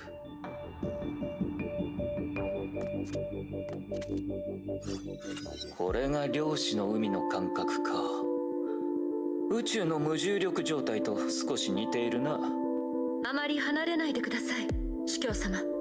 長光さんの話によると、世界の泡から離れた状態で量子の海を漂流していると、通常の世界のあらゆるものに消失するリスクがあるそうです。まあ、オットーさんの体は玉鋼でできているから、そういうリスクは低いけどね。しかし、もし本当に外部の世界と連絡がつかなくなったら確かにまずい。何せ僕はもう自分の意識中枢をこの体に移植しているからね。それって仕方ないわ。この私が2年も費やして作ったゲニウスプラスでも意識のリアルタイム投影は不可能だったのよ。帯域幅が全然足りないもの。そういうことだ。心配ない。戦闘で君の足を引っ張るようなことはしないよ。ご冗談を。仮に本気を出した主教様と1対1で手合わせをしたとしたら、私でも勝てるとは限らないのでしょ。正々堂々と戦って君に勝てるとは思ってないけどね。むしろ僕の出番すらないはずだよ。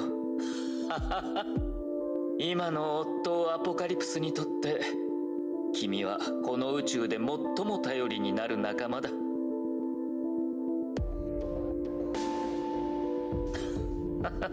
また君を困らせてしまったようだ。ではさまつなことは忘れ、果敢に探索の足を前に伸ばそう。いざ出発だ。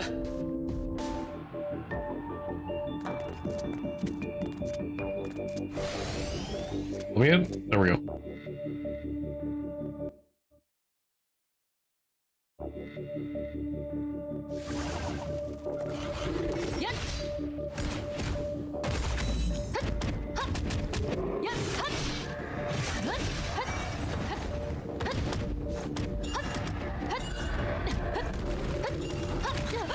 Right, I need to dodge something.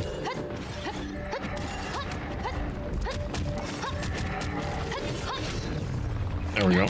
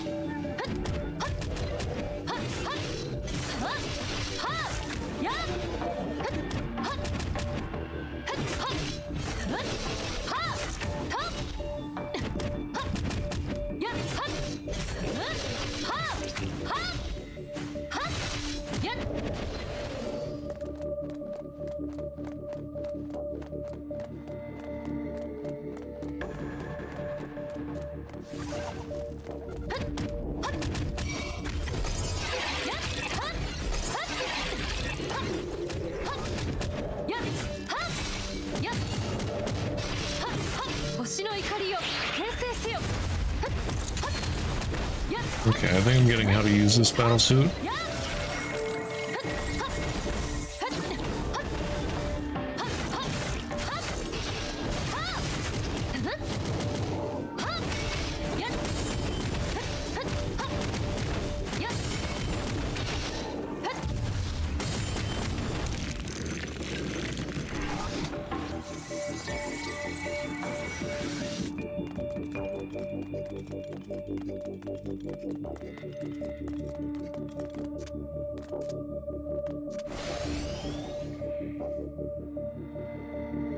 Oh, puppet theater.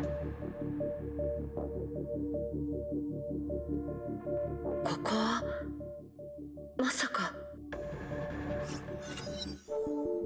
When leaping between dimensions, one's consciousness is sometimes affected by dreamlike interference. Yeah. For the girl, it came in the form of images of gallows, remains of Honkai beasts, and unfamiliar purple flowers. These were certainly not images from her own memories. They might have been residual data in the Sea of Quanta, or maybe... どうやら目的地までそう遠くはないようだ。ここは大重律者が少し前に作った空間、支配劇場だ。大重律者はすでに消滅したが、ここの一部を保存しておいたんだ。これは虚数の木への接続に役立つのでしょうか。その通りだ。君は大重律者、支配の律者に関する情報をどれほど把握してる？ネゲントロピーとヨルムンガンドから送られてきた研究データを読みました。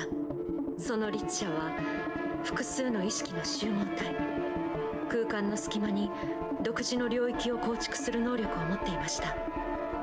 また全文明の支配の律者とは多くの違いがあったと。ああ、それを知ってるのなら十分だ。僕たちが今目を向けるべきものは支配の律者ではなく、律者が残したこの遺産だからね。律者はその巣窟から手下たちを操るため、虚数の木の力を利用し、傀儡の糸を使って異なる空間をつなげたんだ。そのため大重律者の存在が消え、支配劇場がもうすぐ漁師の海に沈もうとしているような状態でも、ここはまだ虚数の木とつながったままなんだ。だから私たちを招集し、急いで実験を始めたのですね。ああ、時間は待ってくれないからね。剥離された空間は量子の海に沈むというが、それにも過程というものがある。だができれば崩壊の意識が干渉し始める前に、僕は全ての技術と資源を手中に収めたい。承知しました。しかし主教様、そうおっしゃるということは、崩壊の意識はやはり本当に存在しているのですか？ずっと一つの仮説かと。確かにそれはこの世紀になるまで一つの仮説に過ぎなかった。しかし2000年の第二次崩壊で、僕は常識では説明できない膨大な意識に触れた。その意識は雑然とした情報で人類を惑わすのが得意だった。一瞬で地球上のあらゆる資料、学術知識を全部脳に注ぎ込むことすら可能だが、 And somehow Otto 事前 survived に対 that. 策をしていなければ、人類はそれと平等に会話を交わすことすらできない。それは、待ってください。もしそれが本当に崩壊の意識で全能だとしたら。ああ、もしそれが全能なら文明を消滅させるなんてたやすいはずだ。世代が変わった後に再び立ち直らせるようなこともするはずがない。つまり文明を憎んでいない、もしくは全能ではない、そのどちらかだ。少し話がずれてしまった。とにかく人類は利用できるものは全て利用する必要がある。そうでもしないと、僕たちはこの不平等な戦いの中で最後の勝利を手中にすることなどできやしない。そして今日私たちが行う実験はまさに千載一遇の機会なんですね。その通りだ。互いの関係を考えて僕たちの世界を固有という言葉を使って呼ぶとしたら、崩壊の意識は固有世界と虚数の木の接続を操り、崩壊エネルギーの循環によって影響を与え、人類に必要以上の苦しみを強要している。したがってこれから行う実験は、最も楽観的な言葉で言うと、様々な枷を振りほどき、虚数の木との平等なつながりを成立させられる可能性があるんだ。もしそれが可能になったら、人類と崩壊の長きにわたる戦いを戦わずして制することができる。しかしそれは最も楽観的な状況ですよね。ああ、科学研究の角度から言うと、先駆的な実験を一度で成功させるのは難しい。それに未来はもっと予想が困難だ。しかし僕たちがこの冒険からポジティブな結果を入手できれば、少なくとも今度ケビンと向き合う時、少しは自信が持てるだろう。それはヨルムンガンドの最終目標、成婚計画のことですか？もちろんさ。成婚計画の恐ろしいところは、世界の規則を確実に再定義できるところだ。もし相手にユートピアを作る力があり、僕たちがそれを持たなかったとしたら、世界はいずれ彼らの期待する姿になる。誰もが全文明に強要される冷たい未来を良しとはしないだろう。だから僕たちはユートピアを作る方法を把握しなければならない。つまり、もし今日の実験で私の中にある世界の泡が虚数の木に無事接続できたら、将来的に私たちは成婚計画を拒否する資格を持てるのですね。その通りだ。君も知っていると思うが、崩壊に対抗する様々な案の中で実現性が高いプランは本当は一つもない。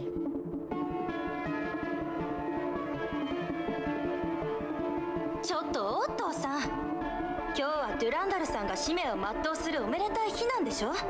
どうしてそんな重苦しい話をするの？いい加減にしましょうね。いい加減に。ですが、それは確かな事実です。避けるべきものではありません。そうだけど、まだ選択しなければいけない時ではないわ。別に今日じゃなくても。お気遣いありがとうございます、長光さん。ですが、今まで S 級バルキリーが担当してきた任務は常に失敗を許さず、あるのは成功のみでしたよね。こういう綱渡りのような生き方に私は慣れていますよ。いい、素晴らしい。さすが天命最強のバルキリー、デュランダルだ。やはり君の純粋な心は一日たりとも変わっていないのだね。主教様、そういう軽はずみな言葉を口にするのはやめてください。今日の主教様はテンションが高すぎて困ります。軽はずみな僕がこれ以上話しても信憑性が低いだろうね。長光、実験の手順と技術の詳細の説明は君に任せよう。主教の僕はしばらく口を休ませるとしよう。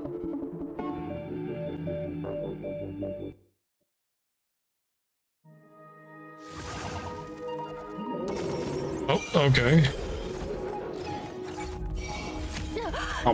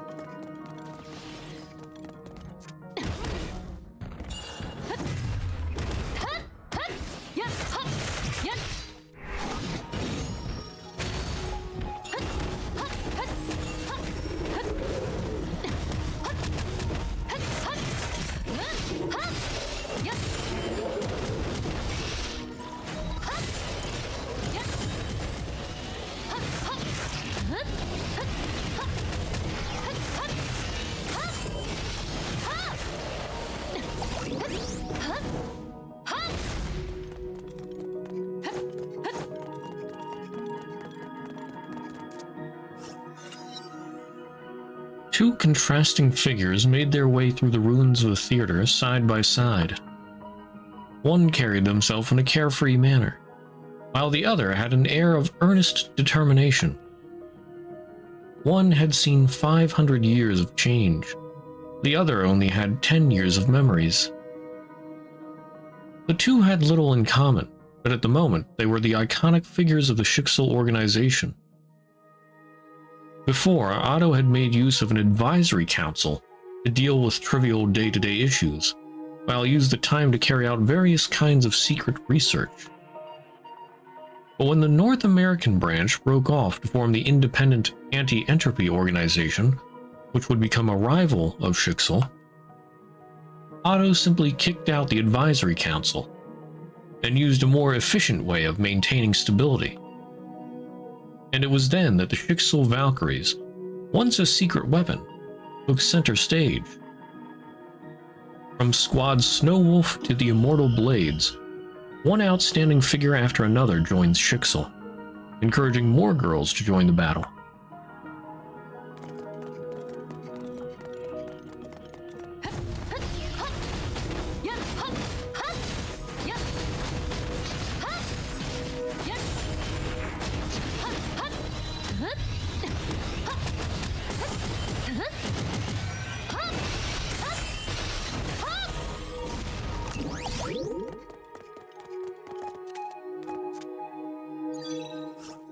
見送りはここまでだ。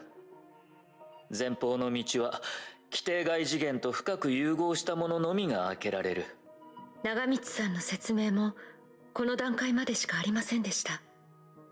この先の空間についてはやはり何の情報もないのでしょうか。まあこれほど虚数の木に近い空間には今まで誰もたどり着けなかったからね。皆さんが今いる場所はまだ量子の海の影響がある場所だけど、先に進めば完全に虚数の木の領域に入るわ。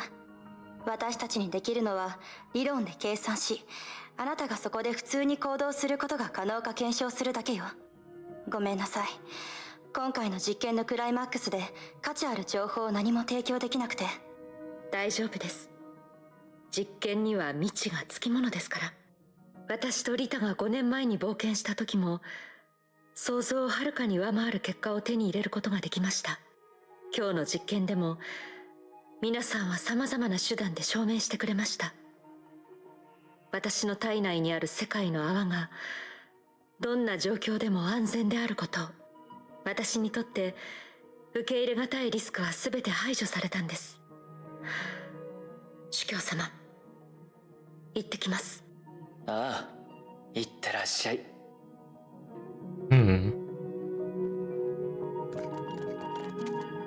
Yeah, Durandal only has 10 years of memories, it said.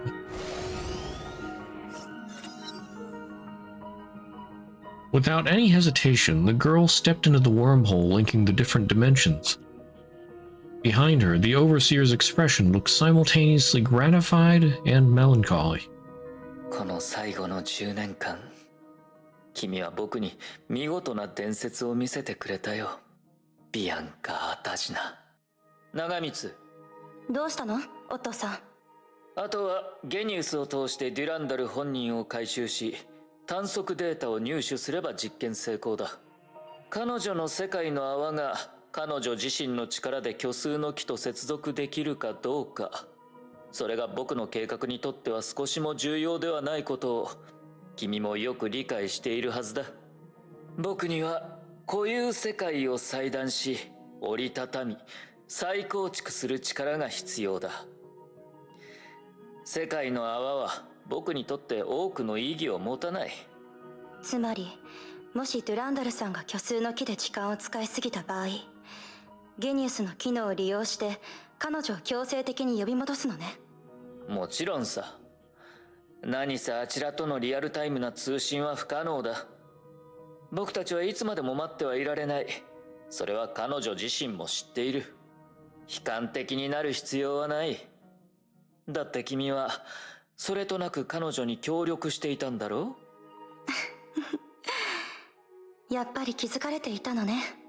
一応本当に効果があるかはわからないもの。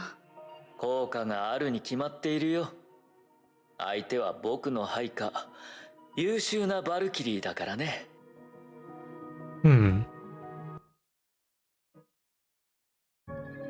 虚数空間、ここは宇宙の始まり、法則が交わる場所だと主教様は言っていました。ここでは時間は条理で認識されない。ここでは物事は力学で計算されない。ここは世界の彼方、規則の上にある規則。しかし何があっても私は前に進まなければなりません。チャンスは一度きりかもしれませんから。Oh, okay. I guess I dodged that. Oh.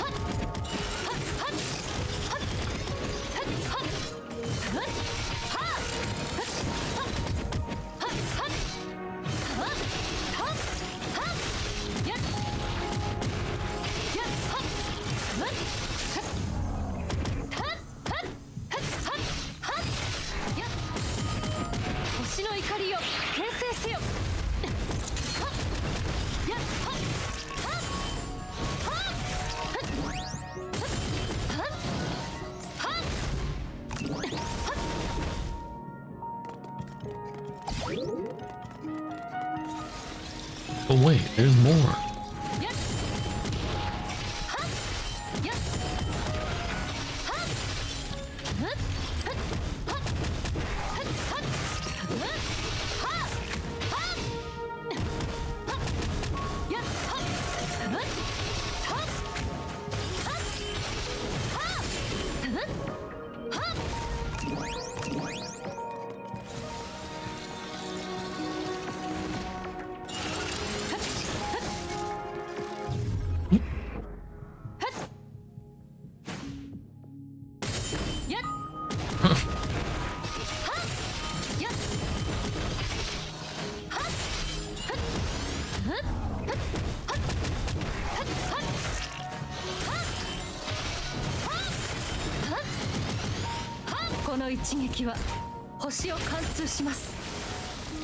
Alright.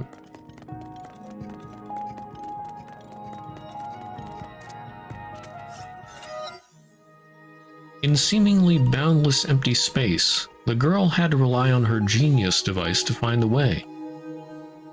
42,768 steps.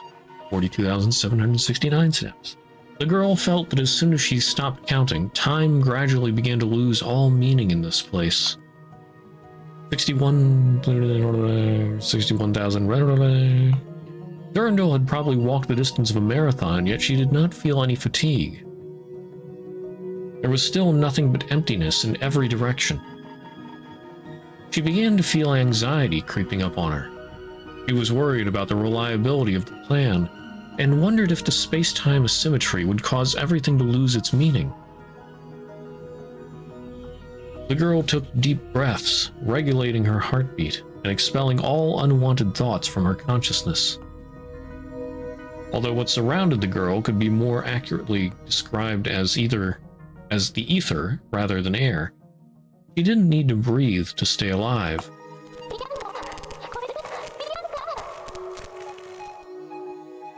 She heard a faint, indistinct sound coming from far away, in the same direction that Genius was leading her.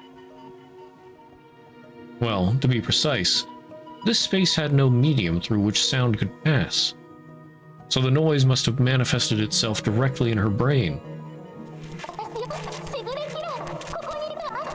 I heard Shigure Kira. She could not make out what was being said, but at the end she was sure she heard something calling her name.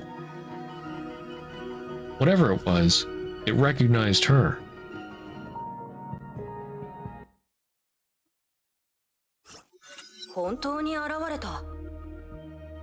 Not long before, the girl and her companion had arrived at the designated location, perplexed as to why they had been led there. The location data had been transmitted through the ether via a mysterious signal. The message was clear. Bianca Edegina would appear here carrying the bubble universe. Who made this prediction? What was their purpose? The girl and her companion had no idea. It was clearly not Bianca's or Rita's prediction. The message even stated that it would be a surprise for the Valkyries.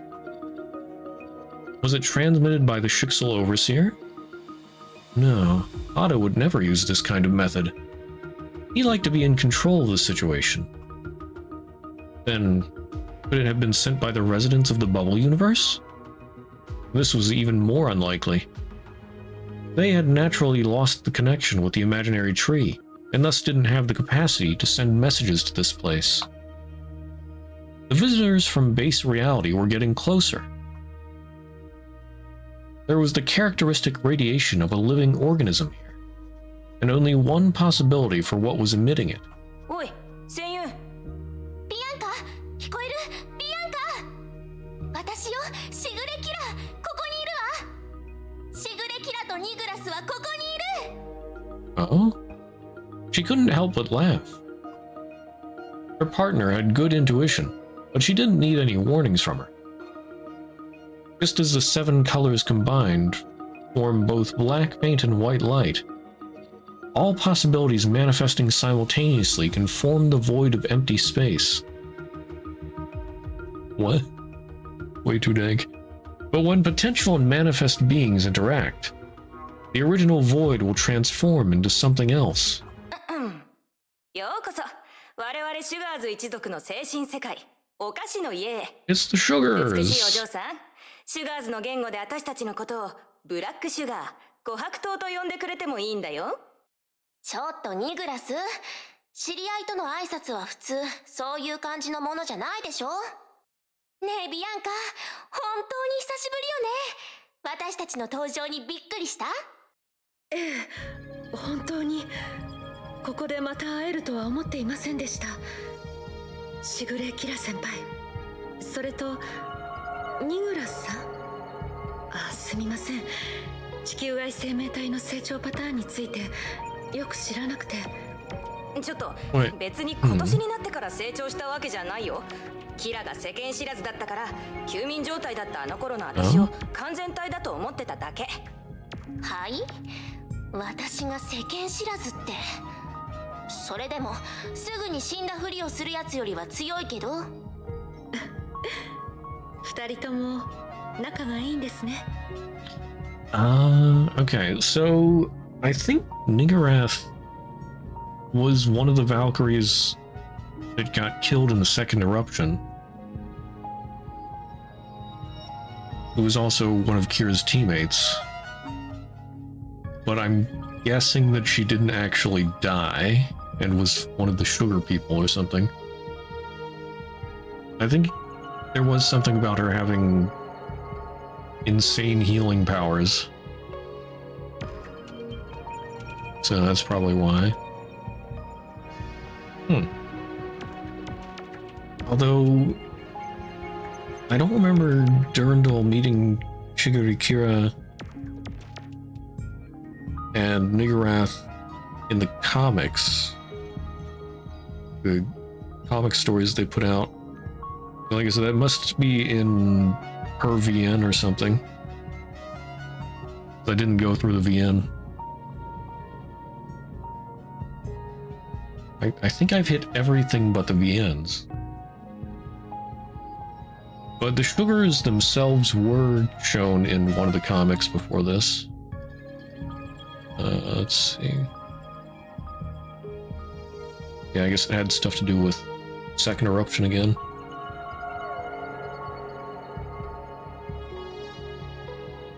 Backstory of Welt and Himiko's father.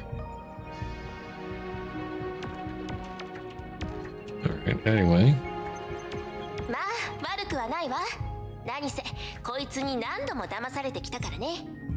過ぎたことを気にするなって。さて本題に戻すよ。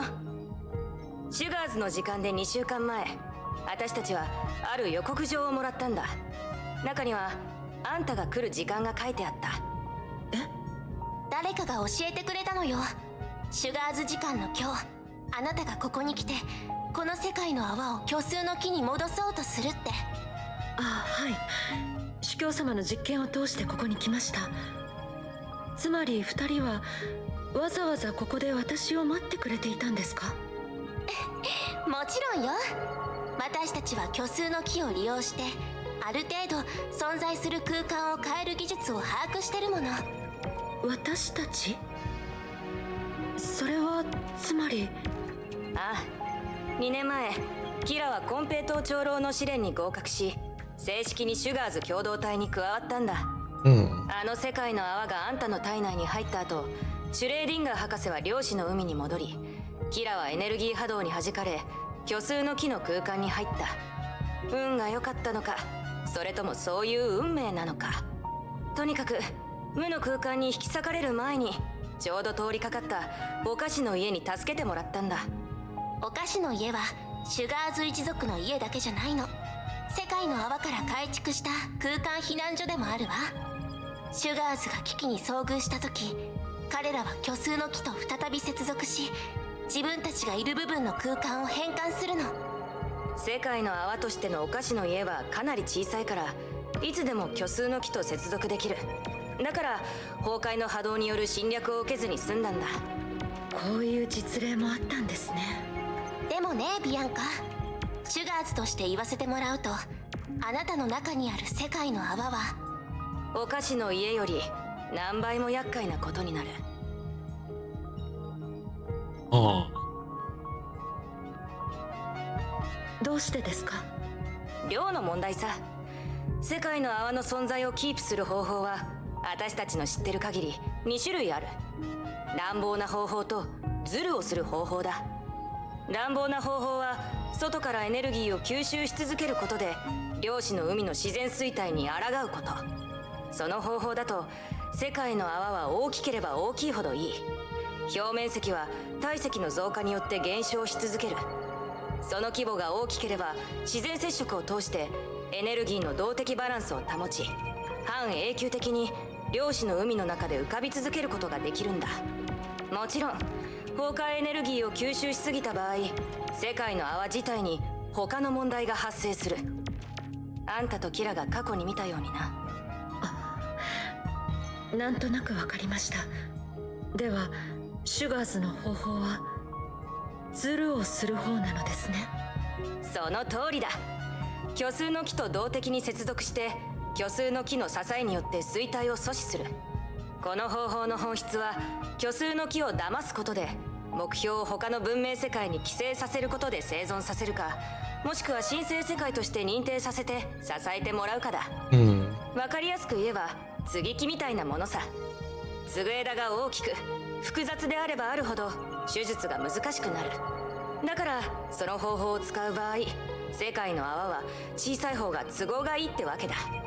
つまり世界の泡の存在をキープする2つの方法は互いに矛盾しているということですか？ええ。それに当時のシュレーディンガー博士が言うには、あんたの中にある世界の泡は暖房ルートのために設計されたもの。ムーンライトスローンのシステムに合わせて余分な崩壊エネルギーを消去するためのものだ。しかしエーテルアンカーが崩壊エネルギーに侵食されてしまった。それによって世界の泡がバラバラにならないようあんたの体内に固定しないといけない。船が大きすぎると向きを変えにくいって言うじゃないか。今さらズルをする方法に変えるとなると膨大な演算が必要になる。それってデュランダル、人工知能を持つ君の検査。政権は確かにずっと空間の隙間で世界の泡の安定を、私と世界の泡の間にある反転関係を保ってきました。ですが別れてから私と政権の間には会話する手段が何もありません。あの子が世界の向こう側で必死に働いている様子を感じることはできますが、それ以外何も伝わってきません。そっか、やっぱりあの方法しかないだろうな。それって砂糖の鍵の力を使うってこと？それ以外にアンカーポイントの反転を乗り越えられるような通信方法はないだろう。長老には申し訳ないけど物は使うためにあるからさ。でもあれは長老が十数年もかけてやっと直したものでしょ。なるべく慎重に使いましょう。何の話ですか？砂糖の鍵はシュガーズ一族に今まで伝わってきた古代の遺物なの。お菓子の家自体の製造に使われたこともあるわ。金平糖長老の話によると、数年前ある人類が天命の神の鍵と比較して砂糖の鍵を外の鍵と呼んだらしいの。あいつは私たちを裏切って砂糖の鍵を壊した張本人だ。Yeah, Yumiko's あんたたち人 father. 類にそんな奴がいたせいでキラがシュガーズ一族に加わるとき観察期間が3年間も必要だったんだから。確かに人類は複雑ですね。私も他人の考えが読めない時がよくあります。本気でリタに助けを求めた時もいつも気にしないでください、大丈夫ですからみたいな答えしか返ってきませんしそいつはシュガーズにとってはプラスになるけどな。さて私は砂糖の鍵の準備作業に取り掛かるからキラと昔話でも楽しむといいよ。ありがとうニグラス。はいはい、遠慮はいらないさ。後で喧嘩する時間はいくらでもあるんだから。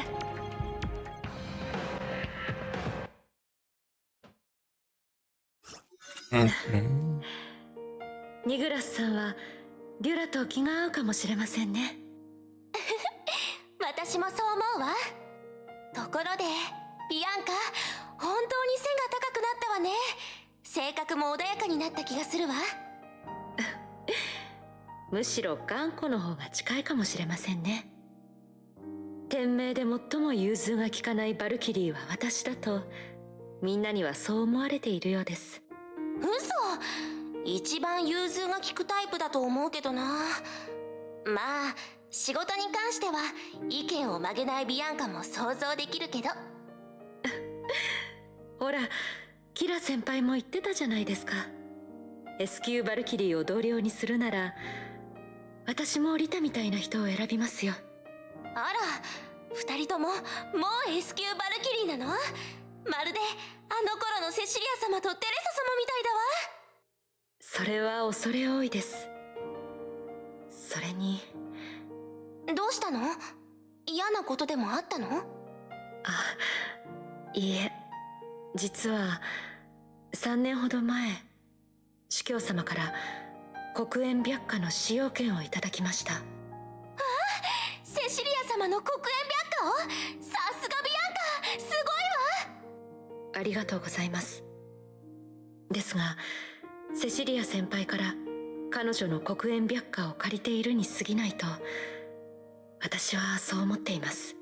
もちろん神の鍵は神の鍵、誰かの付属品ではありませんが、ですが私には感じます。これにはセシリア先輩の深い跡が残されています。まあそれはわかるわ。セシリア様の前に黒煙白花の力を使いこなせた人は長い間いなかったからね。ねえ知ってる？あのセシリア様でも黒煙白花の持ち主になったことに対してかなりのプレッシャーを感じていたのよ。どうして？適性が高かったんですよね。適性の話ならセシリア様よりビアンカの方が上かもしれないわよ。私自身も侵食されたことがあるからなんとなくわかるわ。よく聞いてビアンカ、セシリア様がぶつかった問題はあなたと真逆で同じなの。真逆で同じ？どういう意味ですか？あの司教様はあなたに教えていないのかもしれないけど、セシリア様の前にいた黒煙白花の幾人かの持ち主は様々な理由で天命から除名されているの。それは。黒煙白花は前世紀70年代に北大西洋の深海から引き上げられたって話はあなたも知ってるよね。その件はシュレーディンガー博士の過去と直接的なつながりがあるの。彼女が天命を裏切った件ですか？リタが教えてくれました。それに彼女が司教様のことを不倶戴天の敵だと言った時に、多分皆さんもなんとなく察したかと思います。なら当時の天命最強のバルキリー黒煙白花の持ち主、彼女がネゲントロピー陣営に加わってそのせいで亡くなったってことは知ってる？黒煙白花はその時に海の中に沈んだのよ。その人の名前はあなたも知ってるはず。リアーナよ。そう、シュレーディンガー博士のミドルネームは彼女の命の恩人の名前なの。世界は狭いのよ、ビアンカ。普通のバルキリーは何も知らないかもしれないけど、黒煙白花の持ち主になることは決して簡単なことじゃないわ。実は今でも黒煙白花は不吉だと信じているバルキリーがいます。でも今になってみんなは黒煙白花はセシリア様を象徴するものの一つだってそう思うようになったんでしょ？それはセシリア先輩の個人的な魅力が。違うの、ビアンカ。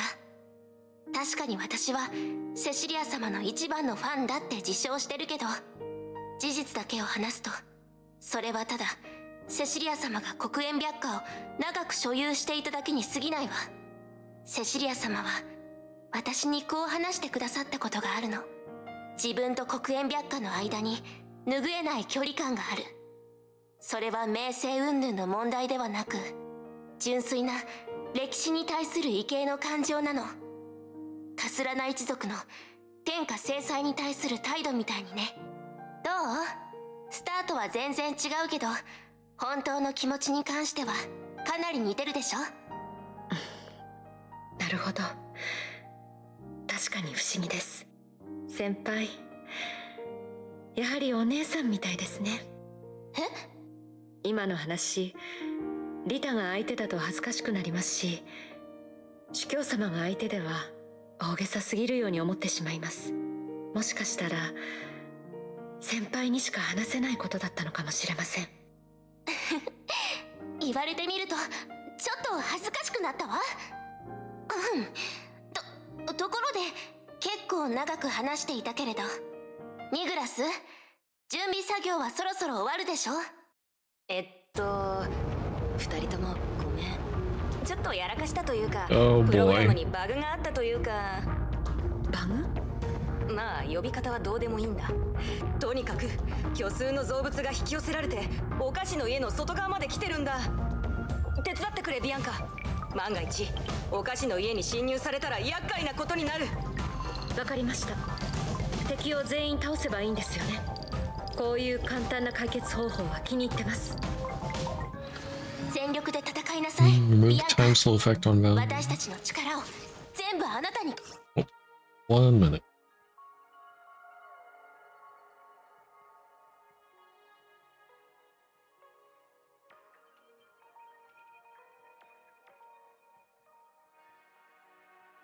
Alright, I'm back.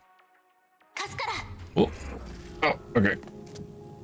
So, okay, but they're still time slowed.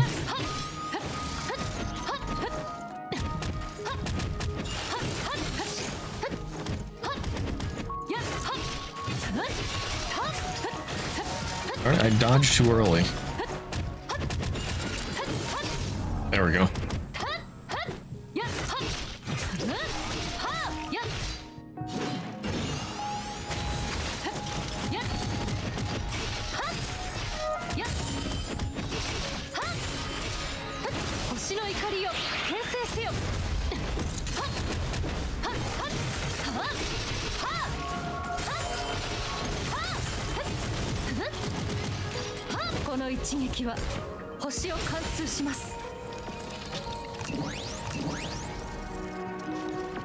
Was another dude.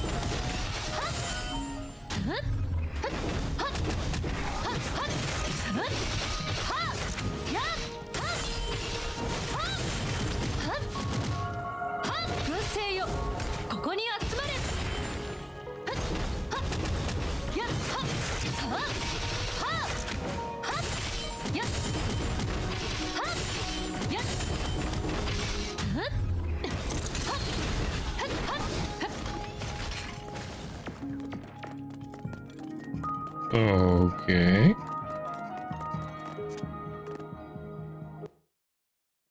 Why portal?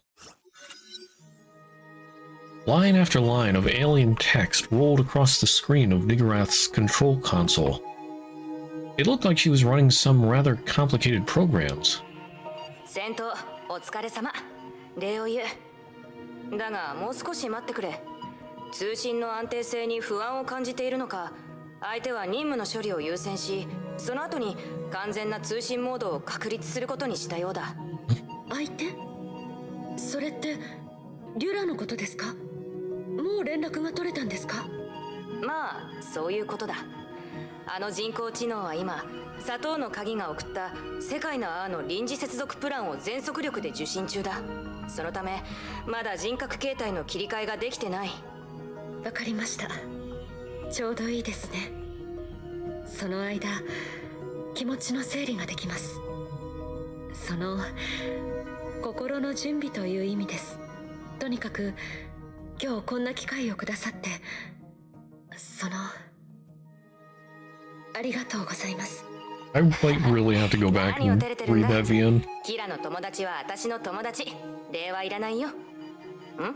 待って。ああ、いいぞいいぞ。おお、順調だ。何があったんですか？成功した。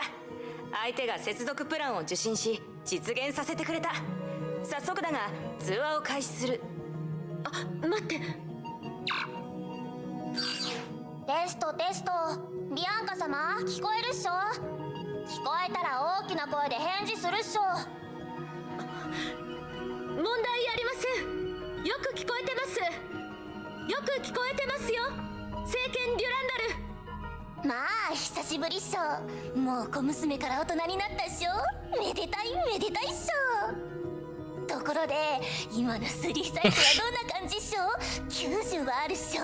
Oh my. ちょっと、あなたね、いきなりそんな話をするんですか？キラ先輩がまだここにいるんですよ。あ、そういえばリタはやはりいないっしょ。ええ、けど心配しないで。リタは元気にしています。ただ彼女の体質では私のように虚数の木まで来ることができなかったので、今日は一緒ではないのです。実際ビアンカ様が彼女たちの協力を得てこの空間までやってきたこと自体がすごいことっしょ。でもまあ私はやっぱりすごいっしょ。こんな風に必要な仕事を終わらせてビアンカ様と雑談してるんだから。え、必要な仕事はもう終わったんですか？今から始めると思っていました。これが電子機器の長所っしょ。人間たちの想像を超えるスピードで片付けられるっしょ。まあこの件に関しては完璧にするのは難しいから、こうして出てくることは今後あまりないっしょ。まあ一部だけなら出すことができるけど。どういう意味ですか？一部ってあなたを構成している宝石のことですか？それとも。ああ、私ったらいつも頭に口が追いついていないっしょ。ただ機械の私に口があると言えるかは謎っしょ。冗談はここまでにするっしょ。こうしていられる時間は限られてるから、ひとまず状況を整理するっしょ。数年の運用の中で私は気づいたっしょ。あの世界の泡の危機はそれが誕生した時から始まっていたってことに。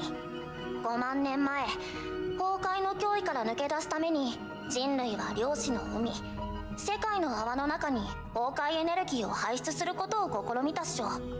けどリツシャが彼らの技術の中心であるムー大陸を破壊し、その試みは実行できなくなったっしょ。ただ人工的に作られた世界の泡のエーテルアンカーはまだ壊れておらず、人々はそのゴミ集積場として設計された世界を人類の住める避難所として改造しようとしたっしょ。つまり私たちが目にした景色っしょ。世界の泡を避難所へと改造する工程はまずまずだったっしょ。けどゴミ集積場のために設計した余計な装置は残されたままになった。そういう潜在的な機能のズレが最終的にある強靭の行動によって取り返しのつかない悲劇となったっしょ。その後のあの世界の歴史は全部瀕死の状態にある世界に延命措置を施したに過ぎないっしょ。ビアンカ様はあの世界の冒険で強靭の運命に終止符を打ったっしょ。そしてあのバラバラになりかけた世界を救う責任を背負うことになったっしょ。ニグラスの分析結果のように、あの世界の泡の量は一つの個体として虚数の木に直接戻ることの妨げになったっしょ。その反転ラインは負のエントロピーシステムに固定される必要があるっしょ。簡単に言うと、残念ながら私たちの使命はまだ終わらないっしょ。大丈夫です。もともと覚悟はできていますから。全ては昔のまま。そういうことですよね。ああ、そういうわけではないっしょ。え？私の仕事に変化はないけど、ビアンカ様は今その責任を他の人に分担してもらうことができるはずっしょ。それってさあ砂糖の鍵の臨時権限を使って体験してもらうっしょ。 The girl nodded her head. Countless streams of data suddenly began pouring into her mind. For an instant, she understood what the Overseer meant when he said, consciousness so enormous that it defied common sense. But unlike what the Overseer had said about the Honkai persona, this consciousness seemed to fill her mind with warmth and nostalgia. Like a birthday candle Rita lit for her on New Year's Eve.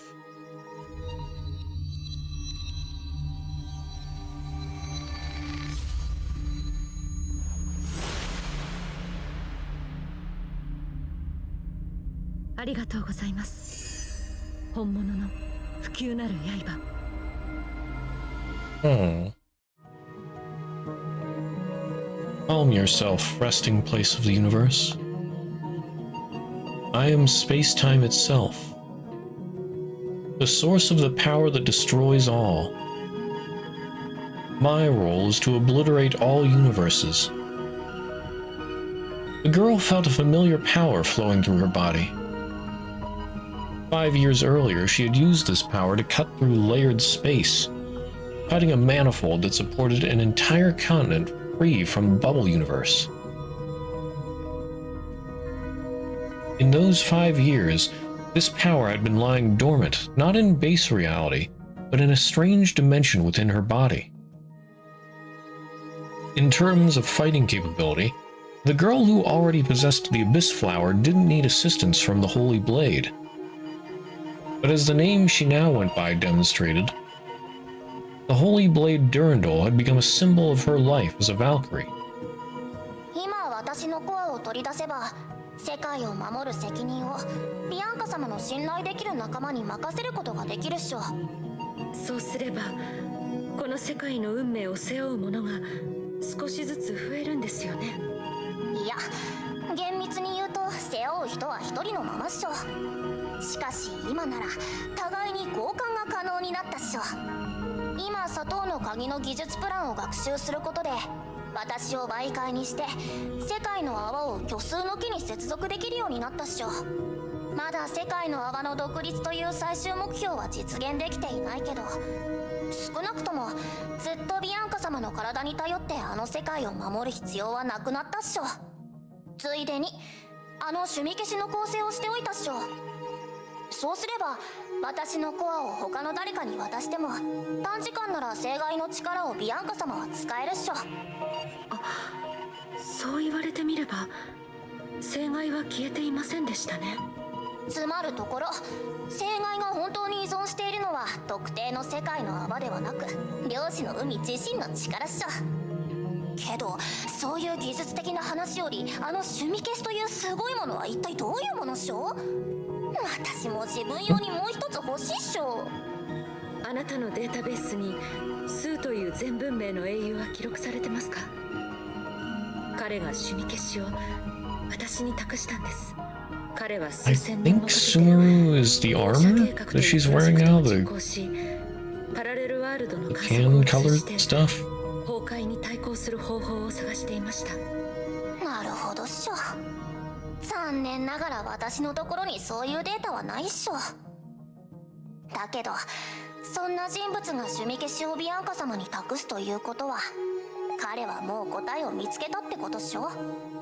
そのようです。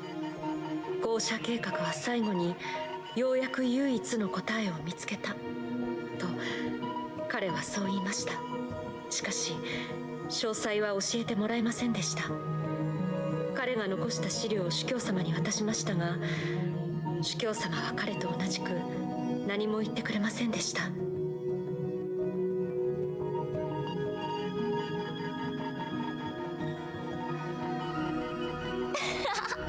実に面白いっしょ。何か分かったんですか、デュラ？いや何もわからないっしょ。わからないから面白いっしょ。人類はそういうものっしょ。人類に対する理解が妙にずれているだけなのでは？私はビアンカ様たちのような有機生命体じゃないっしょ。ズレがあって普通っしょ。ズレこそがアイデンティティっしょ。おや何かあったんですか？リアルタイム計算に警告があったっしょ。世界の泡と虚数の木の接続は5分後にカオス現象のせいで予測不能になるっしょ。反応の余裕を空けておくために私は3分以内にプログラムを自動モードから手動モードに戻さないといけないっしょ。つまり今回の再会はそろそろ終わりということですね。そう、まだまだ話したいことがたくさんあるっしょ。天命カップとネゲントロピー杯の優勝者を知りたいっしょ。そんなものが気になるんですか？サッカーなんて全然興味がないでしょ。だから何っしょ。ビアンカ様から崩壊と無関係な話を聞くなんて怠けるのが好きな私にとって最高に嬉しいことっしょ。ええ、わかりました。ありがとうございます。ビアンカ様が照れてるっしょ。かわいいっしょ。さあ、本当に時間はないっしょ。これからの道はまだまだ危険かもしれないっしょ。でも私はあの見知らぬ先行者が確かに唯一の答えを見つけてくれたと信じてるっしょ。みんなも世界を、仲間を、そして自分たちの可能性を信じ時間に全てを証明してもらうっしょ。ではまた。私の体は任せたっしょ。信号が消えたわ。ええ、きっとまた会える。そうでしょ。ポジティブなのはいいことさ。まあ全文明の人たちはみんな怖いってなんとなく思ってるけど。そういえばスー博士も最初は彼の世界の泡にずっと閉じ込めてやるって私を脅していましたね。それは虚勢を張っただけだと思うけどな。彼みたいな人は短時間であんたに対する考えを変えたりしなさそうだし。じゃあニグラス、あなたの言ってたなんとなく思うというのは？私もうまく言えないさ。はい？仕方ないよ。一種の勘ってやつだから。でも、何も言わないよりはマシだろ。ありがとうございます。ですが本当に避けて通れない運命に遭遇したとしても私は逃げたりしないと思います。少なくとも今の私は自分の責任を他の誰かに託す手段を得ましたから。ちょっとその言い方演技悪いわよ。そういうことに関してはセシリア様と同じにならなくてもいいんだからね。私その政権はいらないから、ちゃんと自分で保管しなさい。変な考えも起こさないようにね。いいえ、そういう意味ではなく、すみません。心配をかけました、先輩。私も悪かったから謝らないで。バルキリーとしてあなたはとうに私とニグラスを超えてるし、私はあなたの判断を信じるべきだった。とにかく互いの気持ちが伝わればいいんだろ。ビアンカはキラの心配を理解できたし、キラもビアンカがちゃんとわきまえてるって分かったんだ。互いに謝るとかそういう煩わしい礼儀を私たちシュガーズは推奨しないんだ。それもそうね。とにかく機会があったらいつでも協力するからね、ビアンカ。はい、その時は遠慮しませんから。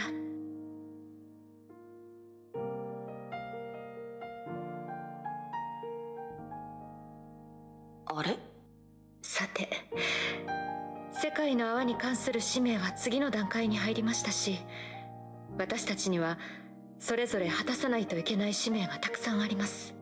二人とも今回の実験は無事クリアできましたし、そろそろ前回のようにゲニウスを起動しないといけませんね。急すぎないか？少し座って一緒にお菓子を食べようよ。ビアンカはそういう人よ。任務以外で彼女はプライベートの時間をめったに作らないの。互いの気持ちを理解すれば煩わしい礼儀は必要ない。むしろそれはビアンカのスタイルよ。ご理解ありがとうございます、先輩。ではまた。今度はチョコパフェをおごってね。それだけでは足りないだろう。あ、そうだ、一緒にカラオケに行くのはどうだ？オールでな。それはやめておくわ。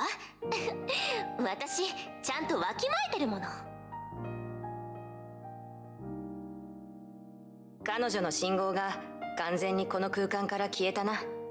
彼女の独特のテンプに隠された例の推論をやっぱり口にはしなかったな。本当に再会できるかどうか私には確信がないんだけど。仕方ないわ、タイミングがなかったもの。それに彼女はある面においてセシリア様とは決定的な違いがあると思うの。彼女の本当の力は私たちの手助けがなくてもちゃんと覚醒できるはずだから。未来の旅にたとえ妨げがあったとしても、彼女とリタなら今までのように無事に乗り越えられるはずよ。ええ、きっと問題はないわ。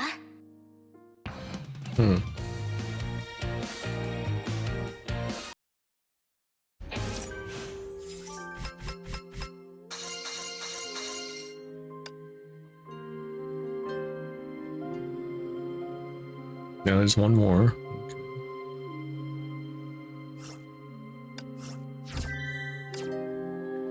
What is... Oh wait, there's one thing back here. Oh, a few days ago, with a few wrist twists, Solium threads reached out from the fair-haired man's sleeves. He's using these threads to control the puppet, just like how this puppet was controlling the tin puppets.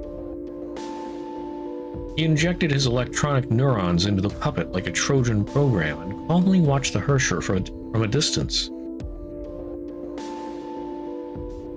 The 10th Hersher, Hersher of Dominance, a collection of thousands of minds connected to a myriad of fragile puppets. As someone who had also had a disturbed mind, he found it a perfect victim. He's watching idly as it provokes each Hersher in turn, as it is almost wiped out by anti-entropy, and watching as it forces K-423 to duel with the other half of Siren's consciousness. But he wasn't interested in their growing up stories. He needed to snatch the Hersher core capable of creating unique spaces before anyone else did. And the opportunity came to him. When the 10th Hersher was fighting K-423, there was no way it realized the rat amongst its puppet army.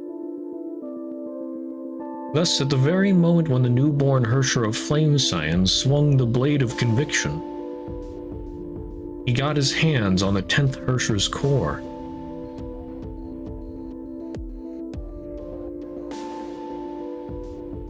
All warfare is based on deception. He saw no shame in this. Before the core's connection to the imaginary space was cut, he quickly examined this spatial power that didn't belong to the Hersher of the Void. And exactly then, he was dragged into a white void by an intangible force. He didn't expect this, but he wasn't afraid. 17 years ago, he had visited this place, and back then, he hadn't adapted to any thinking pattern that's not human. He remembered he came up with a question in a hurry. Before the question was formed and uttered, the answer had surged into his mind. It was so deep and profound that no brain could have kept it. After the moment, he did believe the one before him was an almighty god. A god won't mind any man's thoughts, just like a man won't mind any ant's thoughts. But that remained an unconfirmed assumption. It wasn't a precondition or truth. 17 years later, he had now grasped the priceless data from Project Veluca. He knew this existence that dwelled in the void only had more knowledge than any human. Knowledge is, of course, a source of power. But knowledge itself isn't. A tick looks just as tiny as an ant, but unlike an ant, it carries numerous viruses and can make a human who sits at the top of the food chain suffer from hemorrhagic fever and beg for a quick death. So in their second encounter, 17年ぶりにまた会ったね。崩壊の意志よ。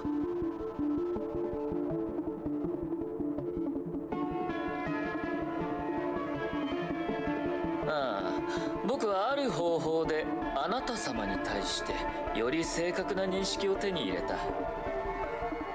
あなた様は世界の規則を変えられない。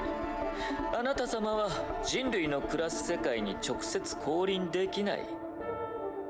あなた様の使徒、律者の多くは自身の力を理解できていない。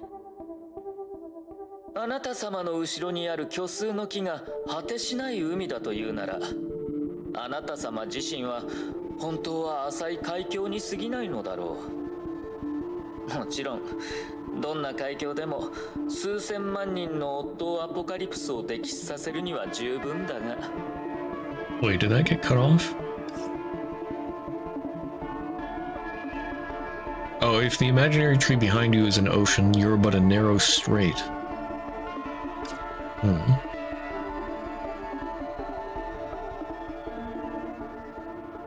その通り。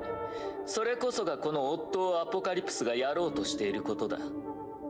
干渉しようとしないあなた様に対し、僕は感謝する。Hmm.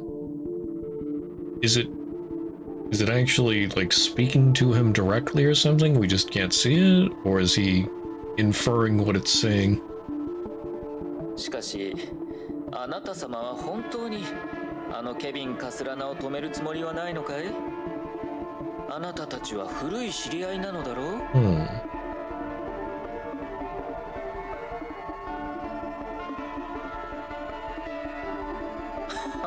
う？ なるほど。それは僕とは縁のないことだ。それに人類のやり方であなた様の求めるものを図るべきではないだろう。ではよろしく頼むよ。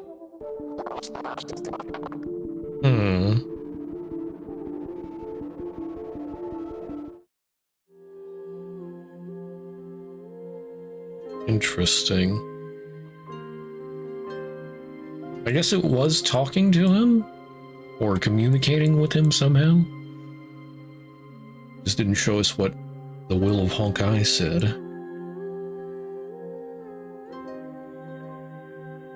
And interesting, he took the Ursher's core.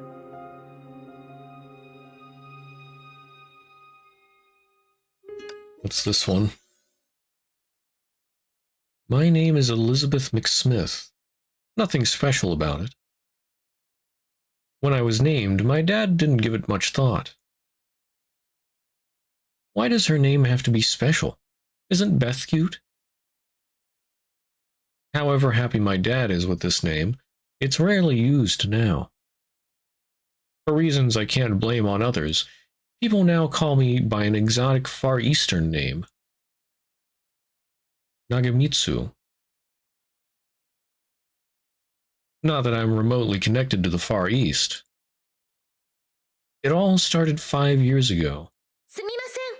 ここが戦闘1504長光17世研究所ですか？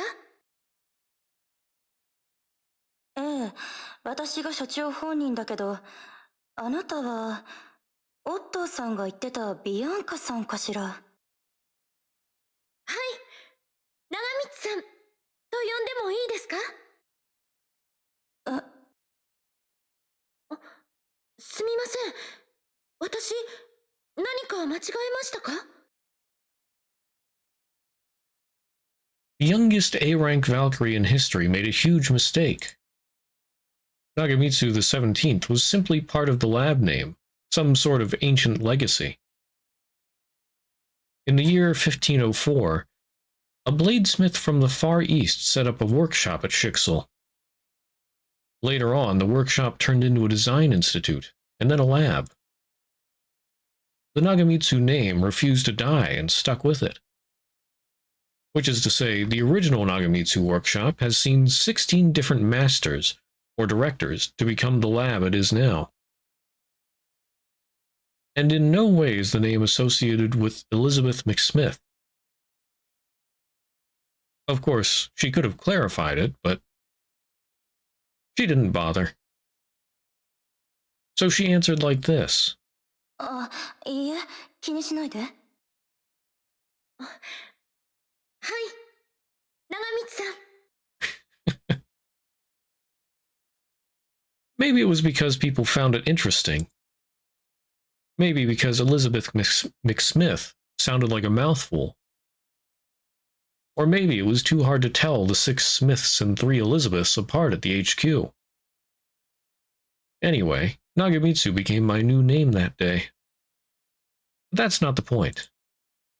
At least back then, my attention wasn't on the name at all.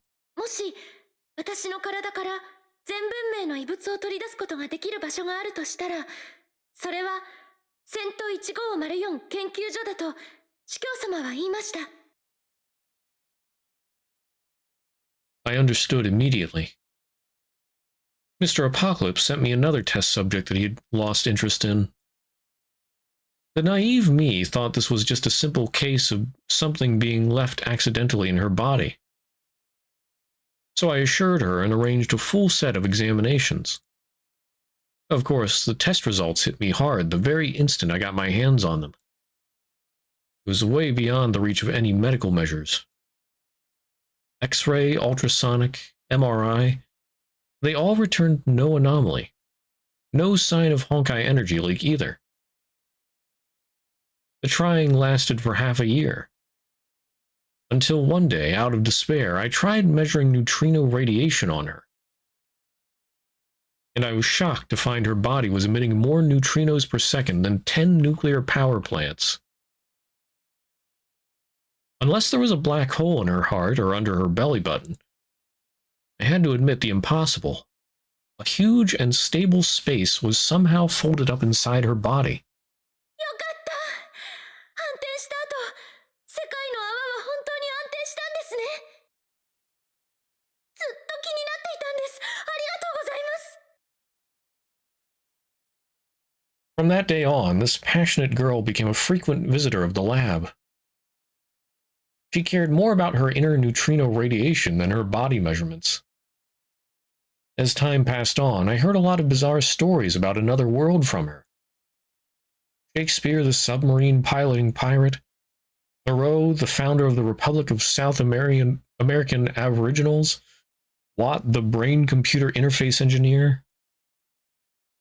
And I got to witness her fiery passion become deeper and more intense, but also more reserved as her age grew.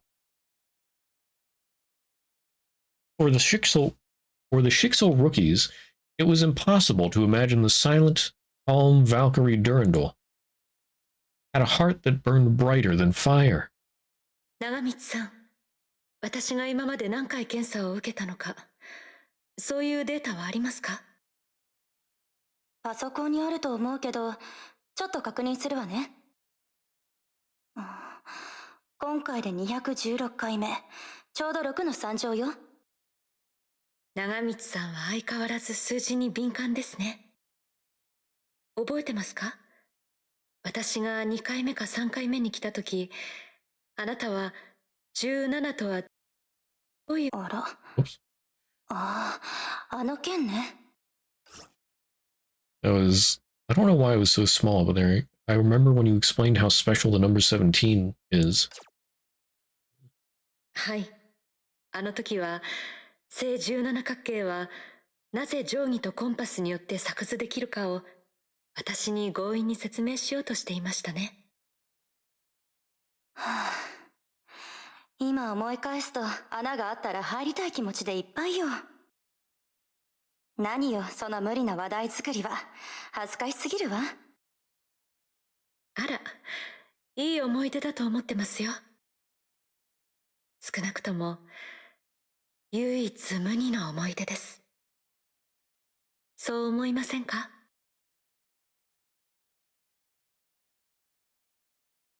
Bianca Durandal VN. I know it sounds absurd saying this from where I stand, but I do wish to keep supporting you until the day your dream comes true.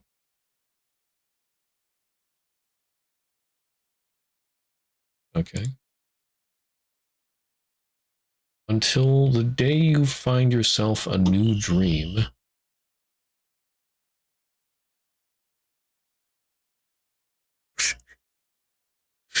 I can't speed this up.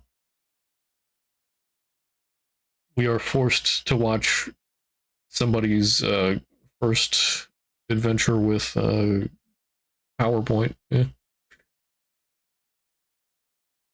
Whoops. I'm really not like the Valkyries. I'm essentially evil. Oh.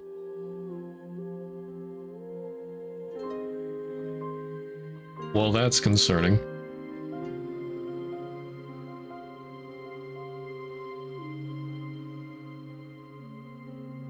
Okay, I might end after this, actually. It is getting close to midnight-ish.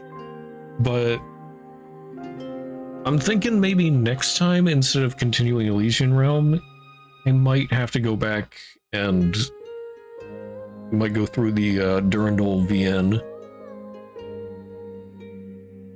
Because that actually sounds pretty interesting. And also somewhat needed. Because I was like half the stuff in the sugars world, I was like, what? So it might be necessary to understand what the heck's going on. And like where exactly she got this bubble universe and everything. And maybe why she only has 10 years of memories.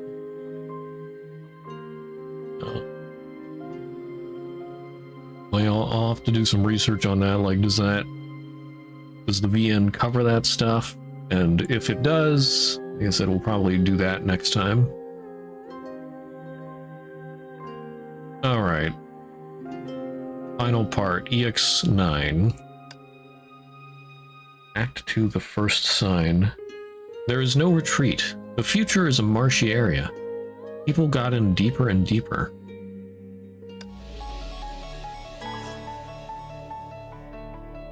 I need 3 stamina.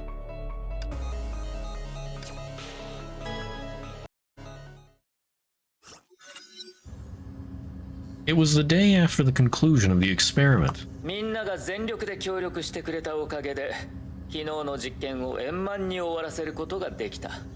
これからそう遠くない未来、天命は崩壊と対抗してきた人類の歴史に決定的な一歩を踏み出せるだろう。もちろんきっとみんなも分かっているとは思うが、人類の歴史において決定的な進歩には一部時には多くの者たちの利益を犠牲にする場面がある。しかし人類全体にとってはそういう犠牲は限られた一時的なものであるということに僕たちは目を向けなければならない。ネゲントロピーが邪魔をしてくるかもしれないし、ヨルムンガンドも物質的な手助けをしてくれないかもしれないが、天命という要塞が地平線にある限り、人類はこの一歩により明るい未来を迎えるだろう。おっとさん、その長話はまだ終わらないの？本当に大事な話はこの後でしょ。では要点だけ言おう。これからの任務を計画通りに遂行するために、計画通り主教としてみんなに天命最後の S 級バルキリーを紹介しよう。僕本人がこの座を降りるまで、今後の任務の中で彼女は君たちと密接な連携を取ることになる。Following Otto's introduction, a new face appeared for the first time in Shixel HQ. Like the completion of the experiment, her appearance marked a new stage in the Overseer's life's work. The dice had been rolled. The dusty old wheels of destiny had begun to turn once again. Who is it? Tell me!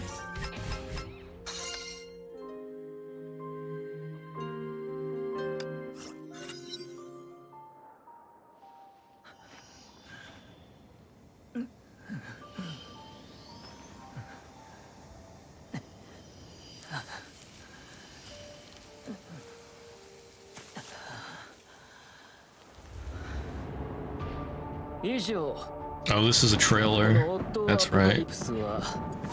Oh, like a trailer for chapters 26 to 28.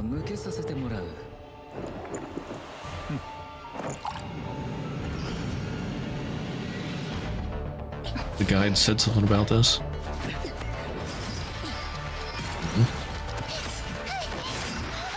It also says it's not entirely representative of what happens in the chapter, it's just meant to build up hype. So I don't know how reliable this is. But it certainly do look hype.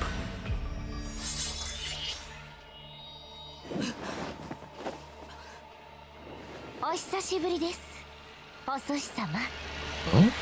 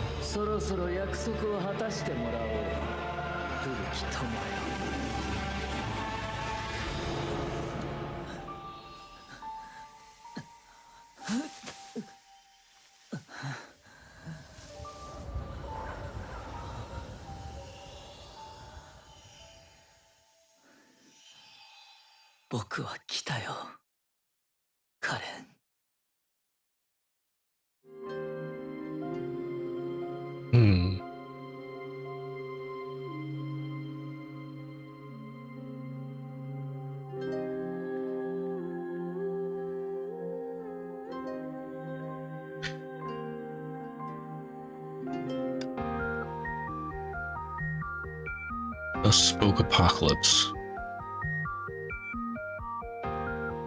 It might be a while until we get there.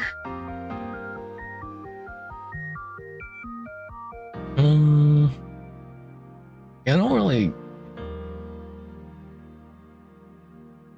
If I end now, I'd be cutting stream a bit shorter than normal. But like I said, I want to pick up. Well, I want to check. Well, you know what? I'll check now about the Durandal VN.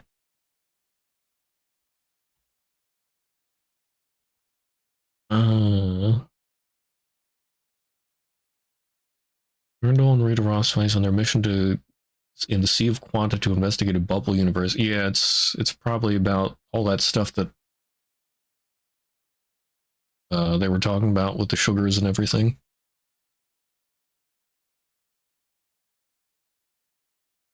Bianca age 12, Rita age 17. Yeah.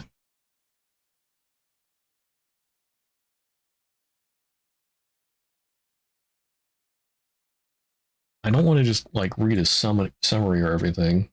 So I guess I'll have to get the VN and we'll start that next week. Like, I think it's like a free thing you can just check out. The anti-entropy was a free thing.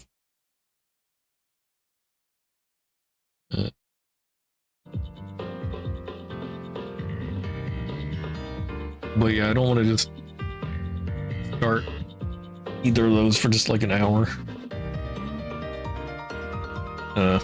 Figure this is a good stopping point.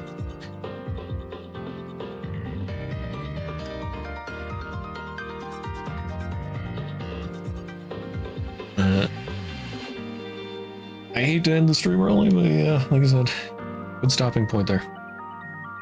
Anyway, like it is almost midnight.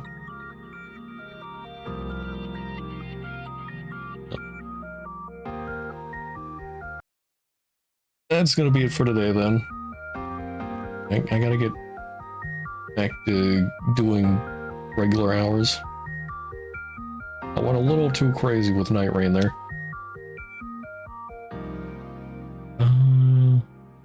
Okay, so tomorrow and Thursday will probably just be some Path of Exile and chill.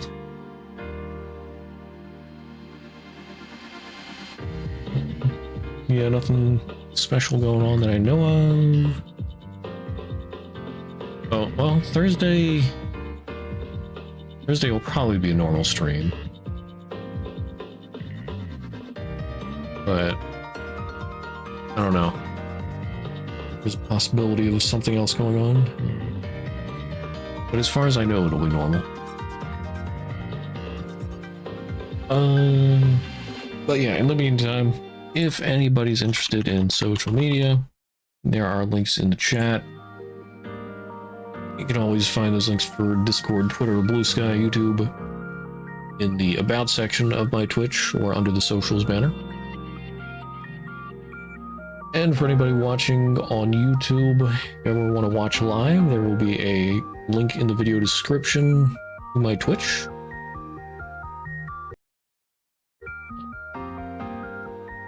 But yeah, for now, thanks for being here.